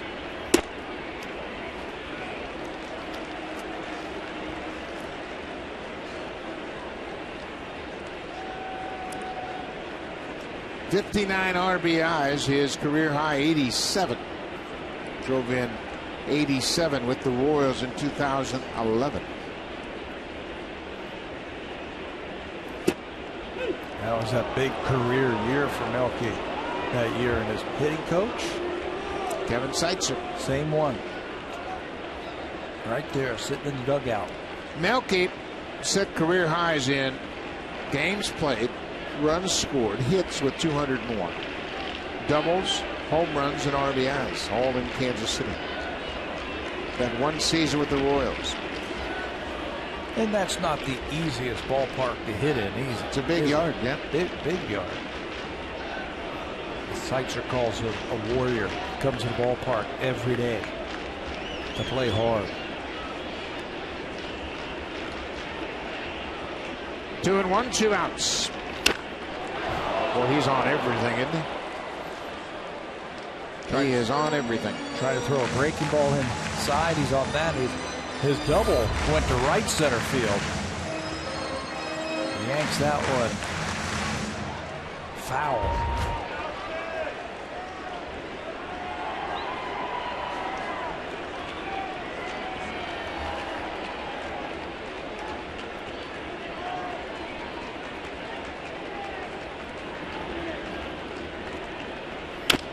Bouncing ball that's going to sneak by the bag. Ryan Flaherty saves a run. Kawasaki got stopped at third. He may have hurt himself.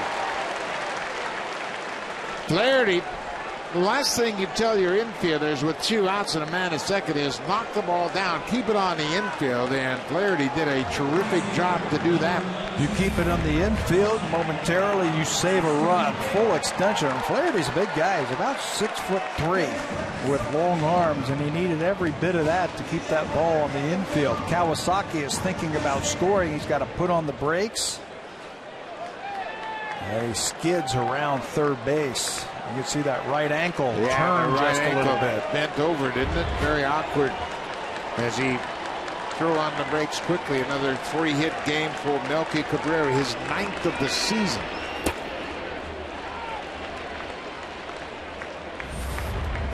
Let's watch it one more time. Watch that ankle right there on the right side. Twist.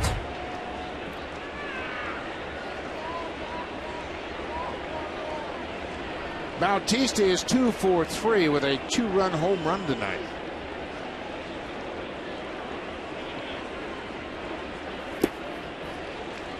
Two and 0. I have seen Buck Showalter walk a player of Bautista's magnitude with runners on first and third. Yeah, he knows he's got a base open. It just happens to be at second. Yep.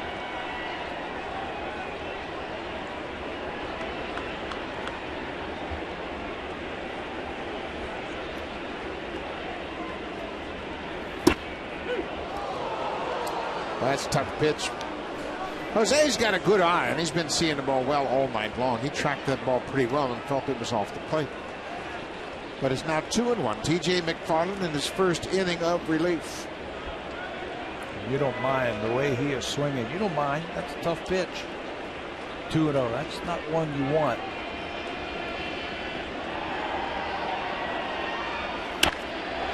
Base hit down the line. Kawasaki's in to score. Cabrera's headed for third. Bautista will have his third hit of the night, an RBI double. They have not been able to get either one of them out. Melky been on base 4 times. Jose's got 3 hits and drives in another one. some reason they think they can get that breaking ball down and into Bautista. He's all over it. Slider down and in. And he keeps it fair down the left field line. Past Machado, who has no chance on that one. Scores Kawasaki. Sends Cabrera to third. Bautista with 3 RBIs tonight. 2 hits coming with runners in scoring position and 2 outs. That doubles his season total. Raimo breaks his back. That ends the inning, but Bautista's having a big night. He and Melky Cabrera doing the heavy lifting here tonight. 5-1 Jays.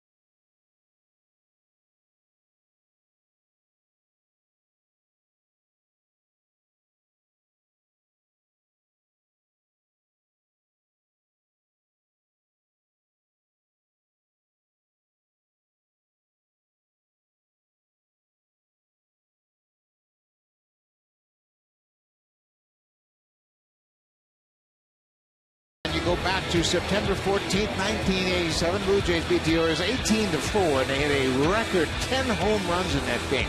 Ernie Whitt leads the way with a 3-homer, 5 RBI game. George Bell hit 2 home runs. And when you look at the list of players that hit home runs in that game, Rob Ducey had a home run. Lloyd Mosby had a home run. George Bell with 2. And when you look at the rest of it, Ernie Whitt, we mentioned he had a big night, 3 home runs. Rance Malnick's had a home run in that game. And it was just one of those nights where the ball was flying at DX. I remember watching the highlights of that game. I thought it was like a recap of a series. There were so many balls were flying out of the ballpark. They said it was in one game. Jerry Hutchison throws a first pitch strike to Manny Machado. We're in the 7th. Orioles have a 1 run on 1 hit. A solo home run off the bat of Chris Davis. They haven't had a base runner since. He's the only man to reach tonight. Taking that fastball, and he's keeping it on the edges.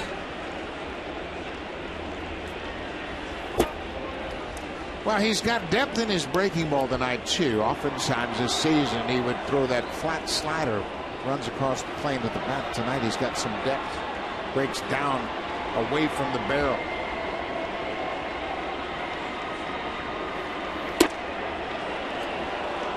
Boy, he's been around the plate all night long. Didn't get the call there. Still got plenty of zip on his fastball. That's always been the MO for Drew, is his fastball command. Inside, outside, up and down. And look at this at bat against Manny Machado on pitch trackers. A couple up and in, a couple down and away. And that's where you want to get guys. That's when it's most challenging for a hitter, because you have to cover such a wide area of the strike zone. Up, down, in, and out. One thing he's doing when you talk about up, down, in, and out, backwards and forwards, and I think he's doing a good job of that tonight. His changeup is better. He's really forcing himself to use more changeups and taking a little something off that fastball. Orioles are a very good fastball hitting team.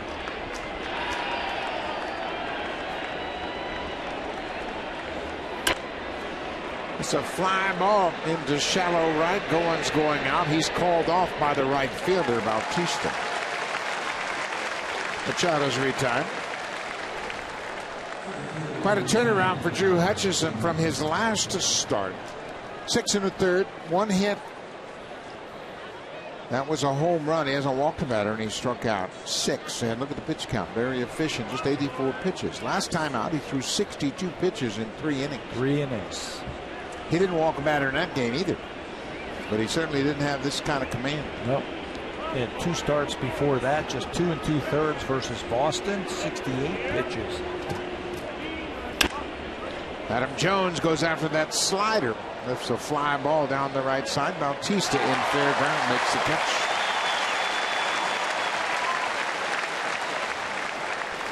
Hutchison is mowing him down.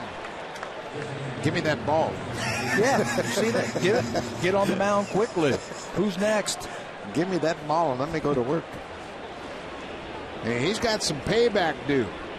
Like you mentioned, 2 2/3 against the Red Sox 3 starts ago, and then 3 innings last time out. He's going to stay out there forever tonight. 2 outs. Nelson Cruz. There's that familiar strike 1.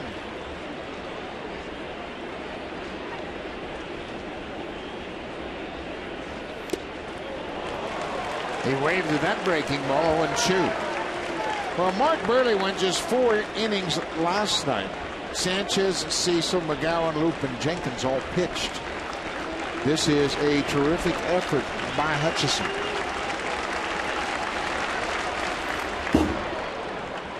You don't have to make it better. He tried to make that breaking ball better than the previous pitch and threw it in the dirt. I think he understands that too, the way he got the ball back from Deanna Navarro, headed back up the mound.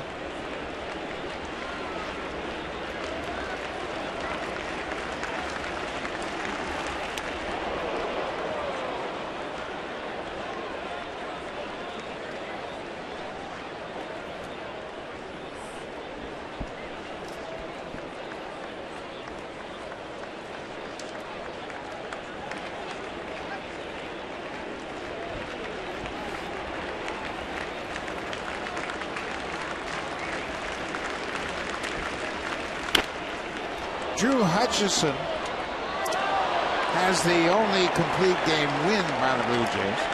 Well, he did get a complete game, but it was an 8-inning complete game. Hutchison had that great effort against the Texas Rangers. Down in Arlington, 9 innings, 3 hits, no runs, a walk, and 6 strikeouts. And this one, the start right here looks a lot like that start. A lot of strikes. A lot of quality strikes, working quickly.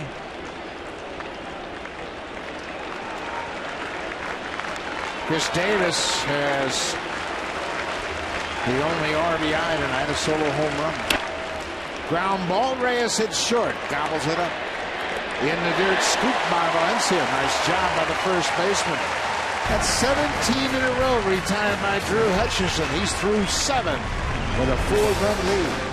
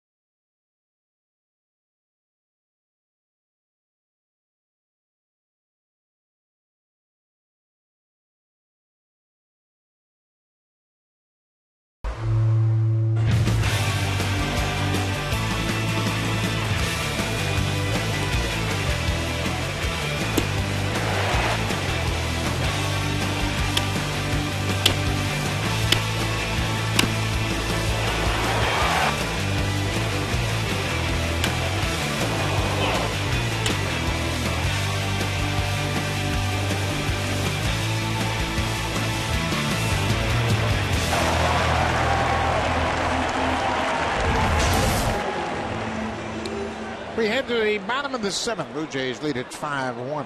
The Orioles have just one hit against Drew Hutchison. Yonder Navarro, the catcher, will start things off. Navarro batting 5th tonight. Navarro with the first RBI of the night, drove in the first run, part of 2 runs in the first inning.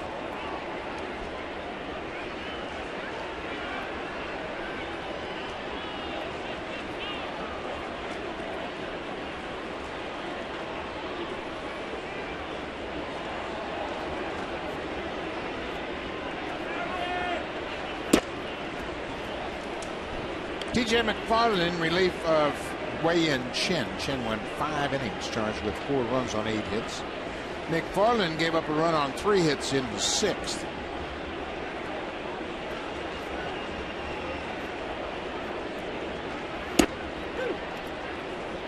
One and one to Navarro. This is where you got to be really careful for a manager not to waste too many bullets out of that bullpen. You got to start thinking about tomorrow night's game if you're the Baltimore Orioles and the Toronto Blue Jays. I think the way Hutch has been throwing, let him go. Off the pitcher, Flaherty has time and throws Navarro out. That'll be 1-4-3 on the putout. We hope you're enjoying a great week of tennis coverage. It's the Rogers Cup. Men are in Toronto. The women are in Montreal. Coverage of the 2014 Rogers Cup Round 3 continues tomorrow at 11 a.m. Eastern on 5 Sportsnet channels. Great tennis action today. One of the best matches I've seen in a long time has happened this afternoon.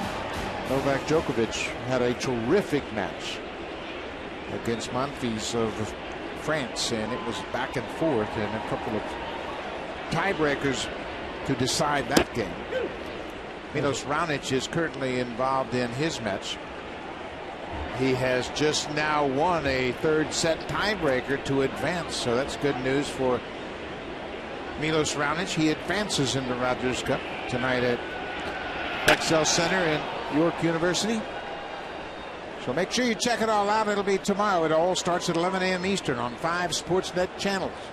The men are in Toronto. The women are in Montreal. We have a day game Saturday. Huh? Good opportunity to get up and see. It's a great venue. And if you haven't been to the Rexall Center, it is a terrific tennis venue, and they do a great job. Of course, all of the action around center court and then the courts in the background and terrific accommodations. They really handle the fans very well. I went up there last year when the women were playing, and it was a great afternoon. Have to score some tickets then, right, for this weekend? Saturday would be a good evening. Got any connections? It is the Rogers Cup. We should know someone.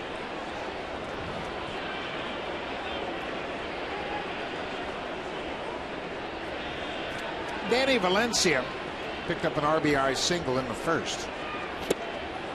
With a breaking ball, he strikes out. 2 down.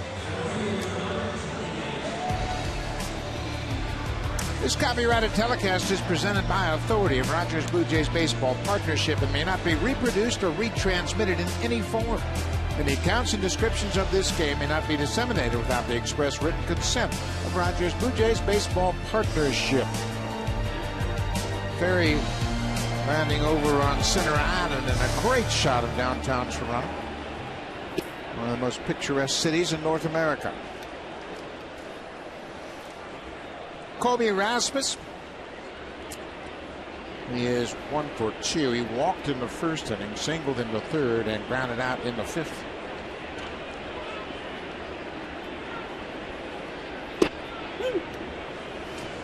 How do you grade out Buck Showalter as a manager handling his bullpen? I think right up there at the top. That's one of the big jobs, I think, as for a manager, is being able to handle that bullpen and realize what's going on. Chris Davis, Rasmus has got a chance to beat the pitcher, and he does. P.J. McFarland saying, I tagged him. And now the first base umpire, DJ Rayburn, has asked the home plate umpire, Brian Honora, to come down to first. And I don't know what he could be discussing here. Honora at home, whether or not they tagged him, maybe, but I don't think Honora had a better view. There's the swipe, and indeed he did tag him. McFarland was not going to beat him to the bag. He fell off towards the third base line and then had to hustle over there, and he was not going to beat him to the bag. His only chance was to tag him. And Buck Showalter is going to position himself and ask for a replay, because on the replay we saw, that's going to be a 3-1. Well, and Rasmus, he could probably feel that glove swipe his jersey as he went by. Watch the jersey. It's actually going to move because of the glove touching his back. So McFarland felt that as well, and that's why he asked the manager to take a look at it. So the ruling on the field is that Rasmus has an infield single. And it is under review. They'll go to the headsets and they'll check in with New York. I don't think that one's going to be a long one. We thought that in the past. I know. That one shot that we had looked pretty definitive. Look at the Orioles just looked up on the Jumbotron. They're walking off the field. And now there's the call from the crew chief. Jeff Kellogg goes up the right hand, and indeed Rasmus is out. So we'll go to the 8th. The Blue Jays have a 5-1 lead. Drew Hutchison in charge.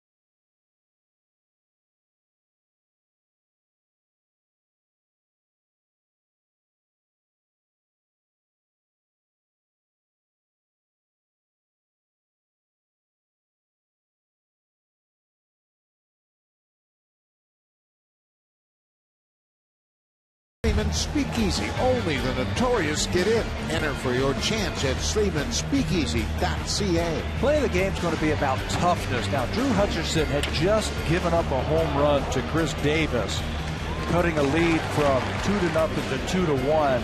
Could have crumbled right there, but you know what he did? He came back. He got J.J. Hardy on a long fly ball to center field, and he struck out David Lowe. That started a procession of 17 straight batters to the plate by the Baltimore Orioles, set down by Drew Hutchison. Toughness after giving up that big home run to Chris Davis. Yeah, things haven't gone particularly well for Hutch lately, but boy, oh boy, has he turned things around tonight. In a pivotal situation in this series after losing last night.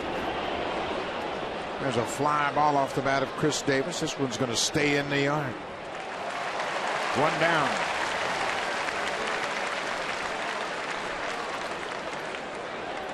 We talk about momentum. Momentum in a baseball game is all about starting pitcher. Who throws up the zeros first? Who gives the offense a chance to score? Who gives his team the best opportunity? One hit tonight. It was a solo home run allowed by Hutchison. That's it.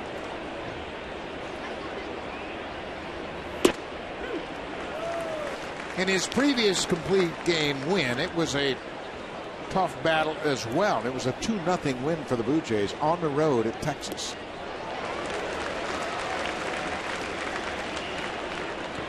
This the night after the Orioles put up 9 runs, 14 hits, and 8 walks by Blue Jay pitching.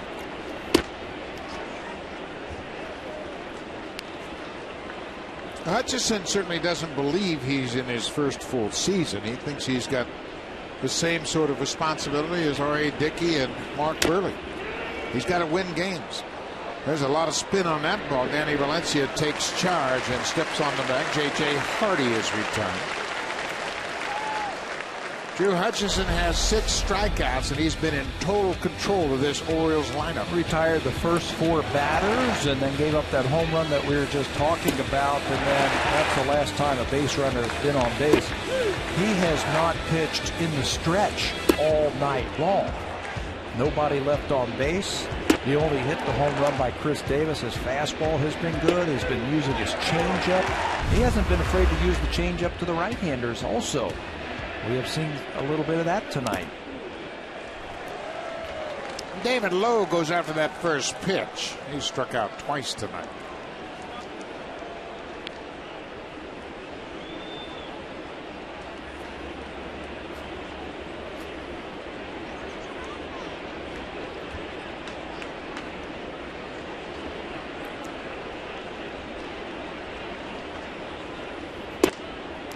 Changeup has been good for him all night long. He's done a nice job of turning it over and getting that downward move.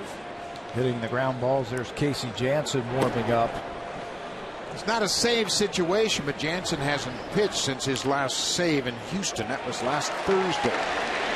Drew Hutchison. How about 20 in a row if that was his final out? What a way to walk off the field. Blue Jays have a 5-1 lead. We'll go to the bottom of the 8th. Now it's time for a Blue Jays Central update. Here's Jamie Campbell and Greg Zahn.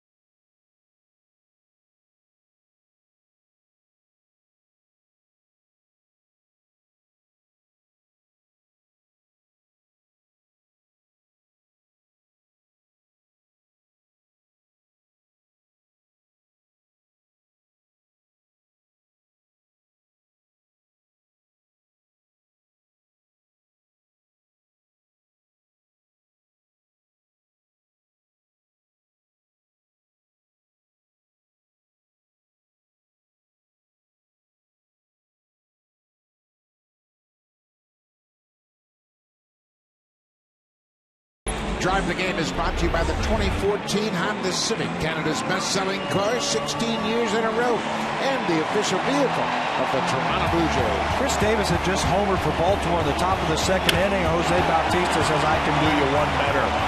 With Melky Cabrera aboard, he hits this laser into the second deck in left field to make it 4-1 Blue Jays. Driver of the game, Jose Bautista, with his 22nd home run. Bautista would add an RBI double in the 6th. 22 home runs, now 68 ribbies for the right fielder. Bautista, big night. He's reached safely now in 15 straight games.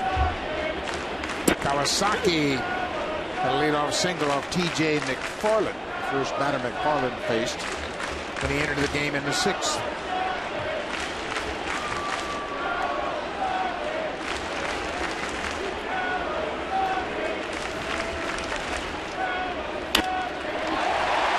Base hit for Kawasaki.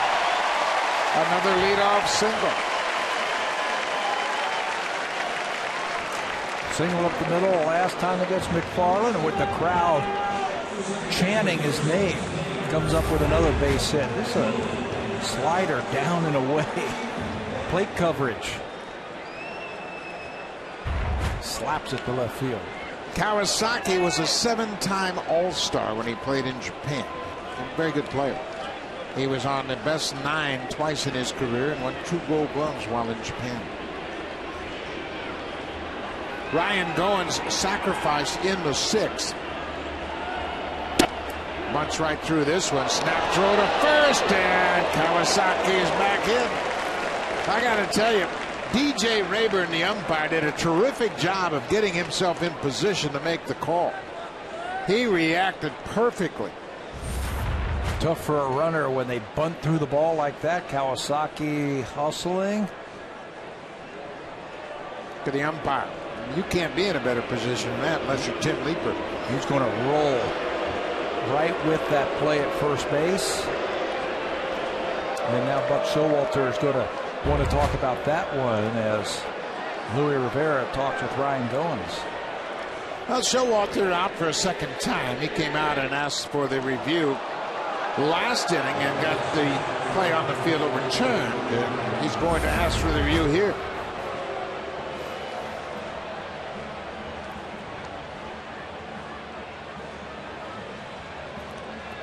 Well, that's a tough one right there from that angle. Yeah, when does the tag occur? Does it? He swipes at him, but when does it touch him? Hand is on there. Doesn't look like a glove has hit his back yet. Now it had. I think he's going to be safe. I don't know if there's enough video evidence to determine when he was tagged. Kawasaki came in quickly, and he was going to aim to that outside part of the bag. Here he comes. He's going to go really to make Chris Davis stretch. When does he tag him? There? He's on the base. Well, I tell you, that really gives you a great illustration of how difficult these calls are for the umpire. I mean, here we are slowing it down frame by frame, and we're still not sure. And the umpire's got to make that decision in real time. But you can't fault him for his position. He was right on top of the play. Right there.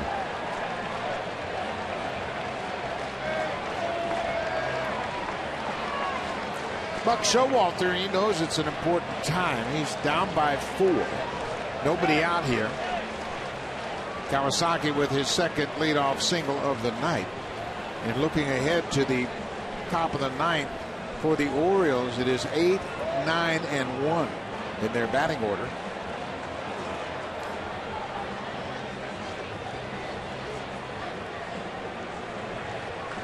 Kawasaki 2 for 4 tonight. The play stands on the field. Not enough evidence to overturn the call. They knew it all along. So Goins bunted through that first pitch to see if he's going to bunt again. Manny Machado's in a very unusual position in a bunt situation. Look how far away he is from third base. Maybe he doesn't think he's bunting. Now Goins just jabbed at that. He bunted an impossible pitch in the 6th. Pitch inside. He was jumping out of the way and put the bunt down successfully. He's just a little bit late on those 2 attempts right there to square around and get the bat out in front of the plate. And that consequently had him jabbing at that ball. If you square around early, you can really track the baseball and take the barrel of the bat right to the ball. But bunt's probably off now with 2 strikes. Gets a piece of it and stays on. Ryan has struck out twice. Both coming against Wei-Yin Chen, the starter. Blue Jays scored 2 in the first, 2 in the second, 1 in the 7th, 1 in the 6th. Orioles got their only run in the second. Goins bunts with 2 strikes. Good job by Goins, and they pull him off the bag.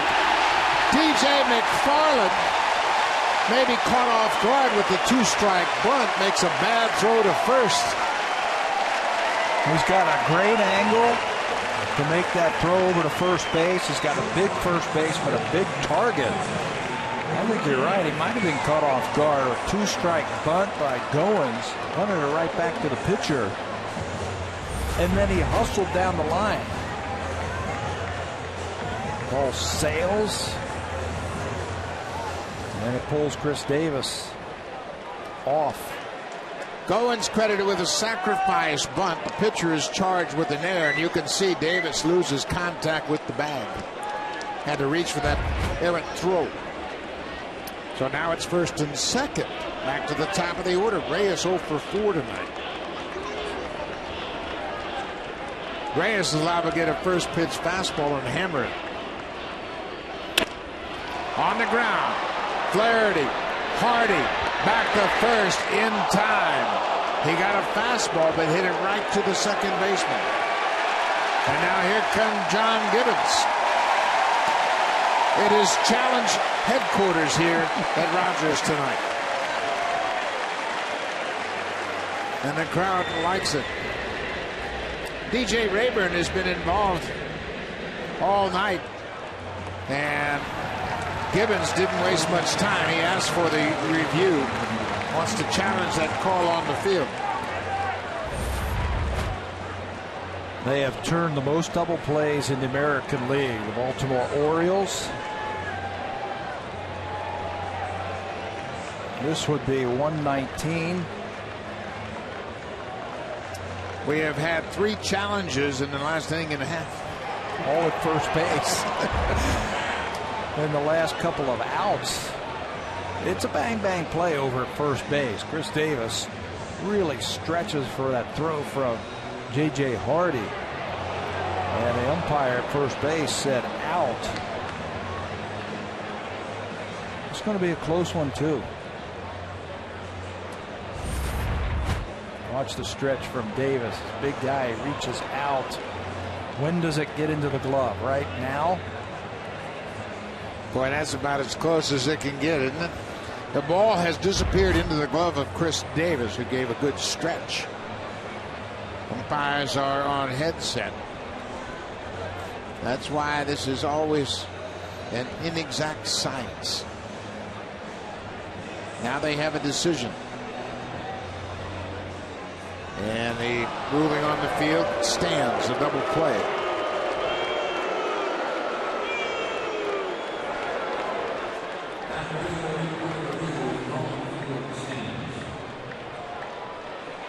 One ruling was reversed, 2 were upheld by the challenge process. So Melky Cabrera's had a big night. Melky's had a 3-hit night. His 9th 3-hit game of the season. He's had 2 4-hit games.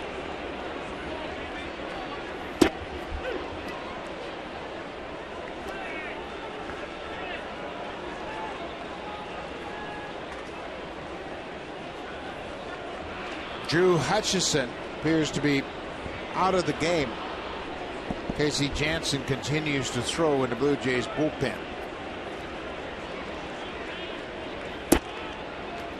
Ball and a strike to Cabrera. Melky Cabrera and Jose Bautista have been on base 7 of their 8 plate appearances tonight. Melky has 3 hits and a walk. Bautista has 3 hits and a pop out.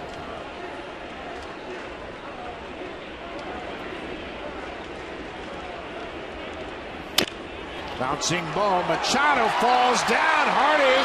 Strong throw in time. That ball bounced over Manny Machado, but J.J. Hardy was there to back him up, and they retire Cabrera for the first time tonight. So we're through the 8th inning. Drew Hutchison is coming back out for the 9th. 5-1. He's allowed just 1 hit.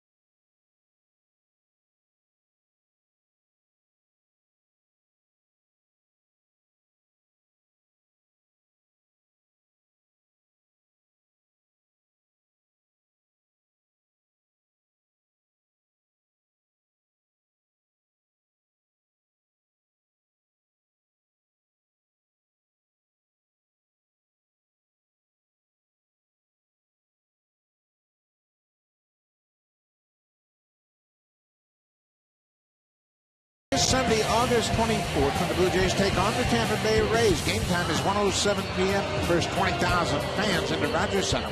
We receive a Mark Burley bobblehead. Call the Jays at 416-341-1234. Or log online to BlueJays.com. Get your tickets for Mark Burley bobblehead day. Sunday, August 24th.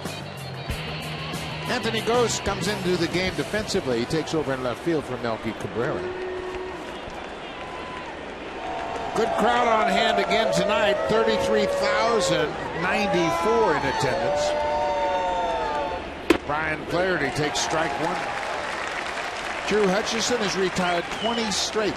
Only one Oriole has reached base tonight. That's Chris Davis, who had a one-out home run in the second.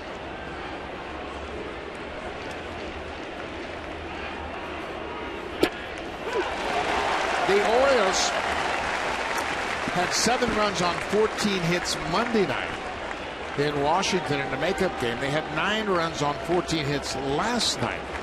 So it really brings into focus how dominant Hutchison has been today. And they combined those 14 hits with 8 walks. Drew Hutchison hasn't walked anybody. In fact, he hasn't even thrown out of the stretch yet. He has been in the windup all night long.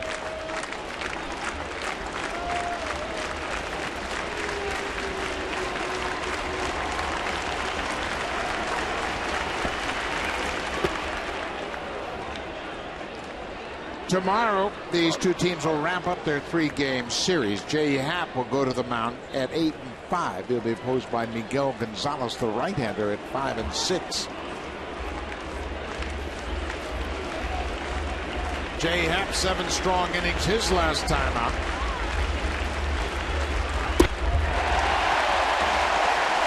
One down.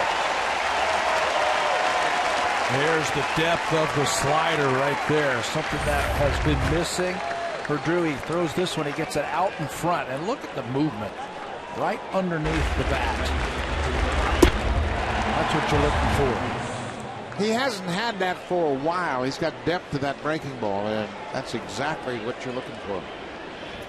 Number 9 hitter is Nick Hundley. Excuse me, it's Steve Pearce into pinch hit. Pearce coming off the bench to bat for the catcher. Pearce will probably be in the lineup tomorrow for the Baltimore Orioles against the left-hander Jay Happ. So Buck Showalter getting him an AB tonight. Pearce has been a very good pinch hitter. He is 4 for 11. 364 average coming off the bench.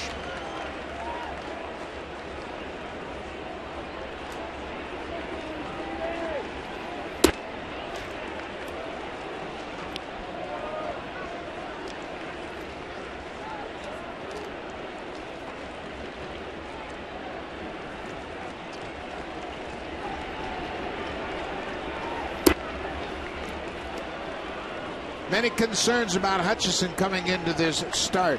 Was he wearing down? Was he fatigued? This is his 23rd start of the season. They were talking about, well, should they skip him a start and give him a rest? It's a high pop outside of first. Valencia over near the wall, leans in, and it's out of his reach.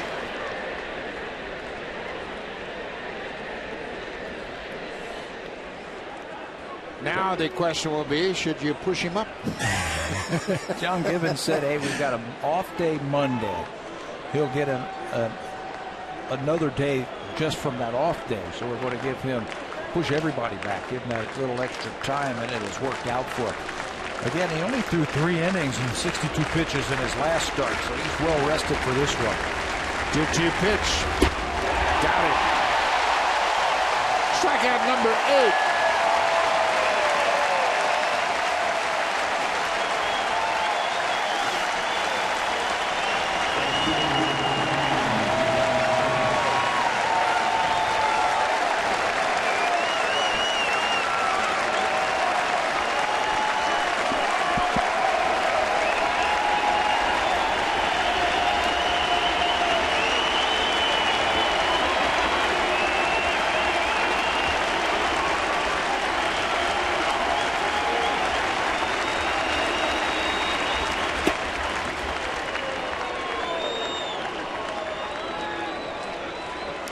The Blue Jays have had 23 one-hit games in their history. The last, August 21st, 2011. And it was a combined one-hitter. Luis Perez, left-hander, went 6. Casey Janssen went 3. As Toronto beat Oakland 1-0. The only hit, Ricky Weeks Jamal Weeks with a single in the 6th. If he can get Nick Markakis, that'd be 1 over the minimum in this ball game.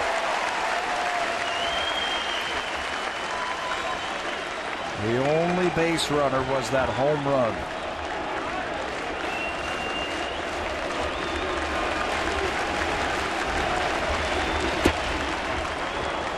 Three and 1. No need to rush now.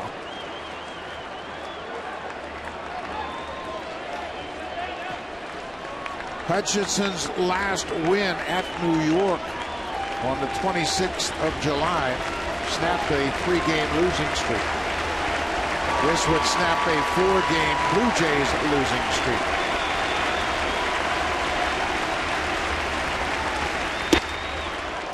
Ball 4. A 2-out walk, the first walk issued by Hutchinson.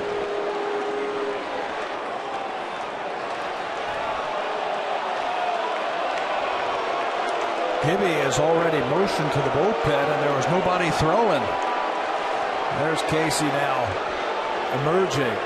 Throwing 115 pitches, which is a season high for Drew Hutchison. So here's going to give him a chance to complete it.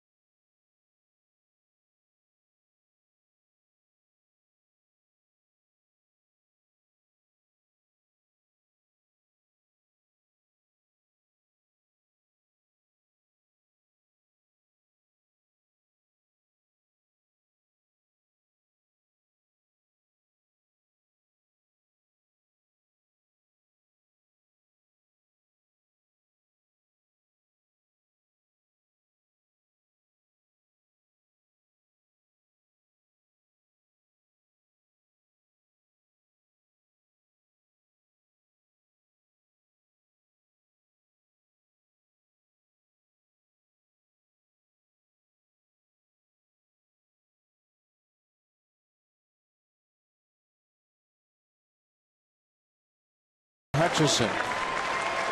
He walked the last batter he faced. He's out of the game. 8 2/3 of one-hit ball. Casey Janssen. Janssen has not pitched since last Thursday. He needs the work. Yeah, non-save situation right here. Janssen, you're right. He needs work. He's 18 for 20 this season in saves. Picked up that 18th save last time he was on the mound in Houston. Strike 2. Well, Casey Janssen can be part of the last 2 one-hitters if he gets this final out. He pitched 3 innings in relief on August 21st, 2011. Slow breaking ball. If you ever think you got baseball figured out, think again. Give me a call. Because I don't. Blue Jays looked like they were dead in the water last night.